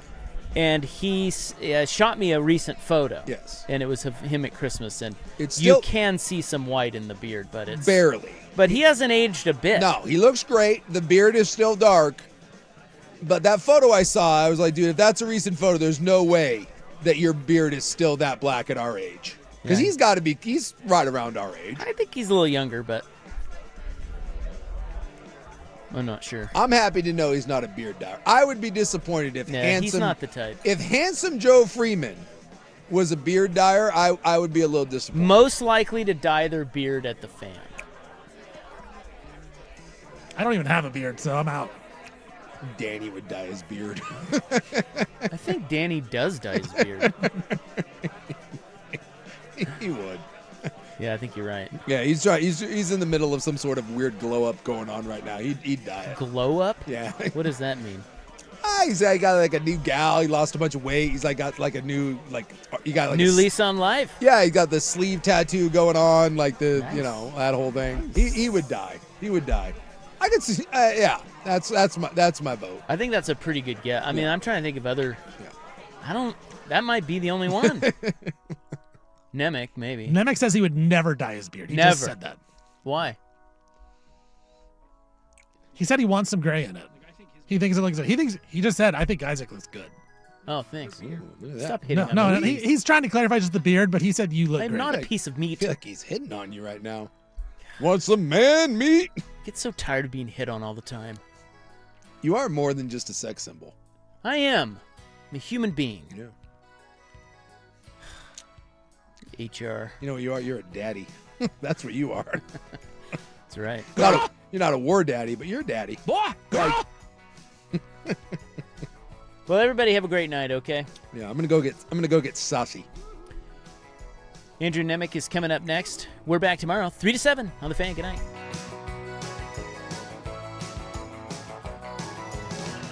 Red ships of Spain, red ships of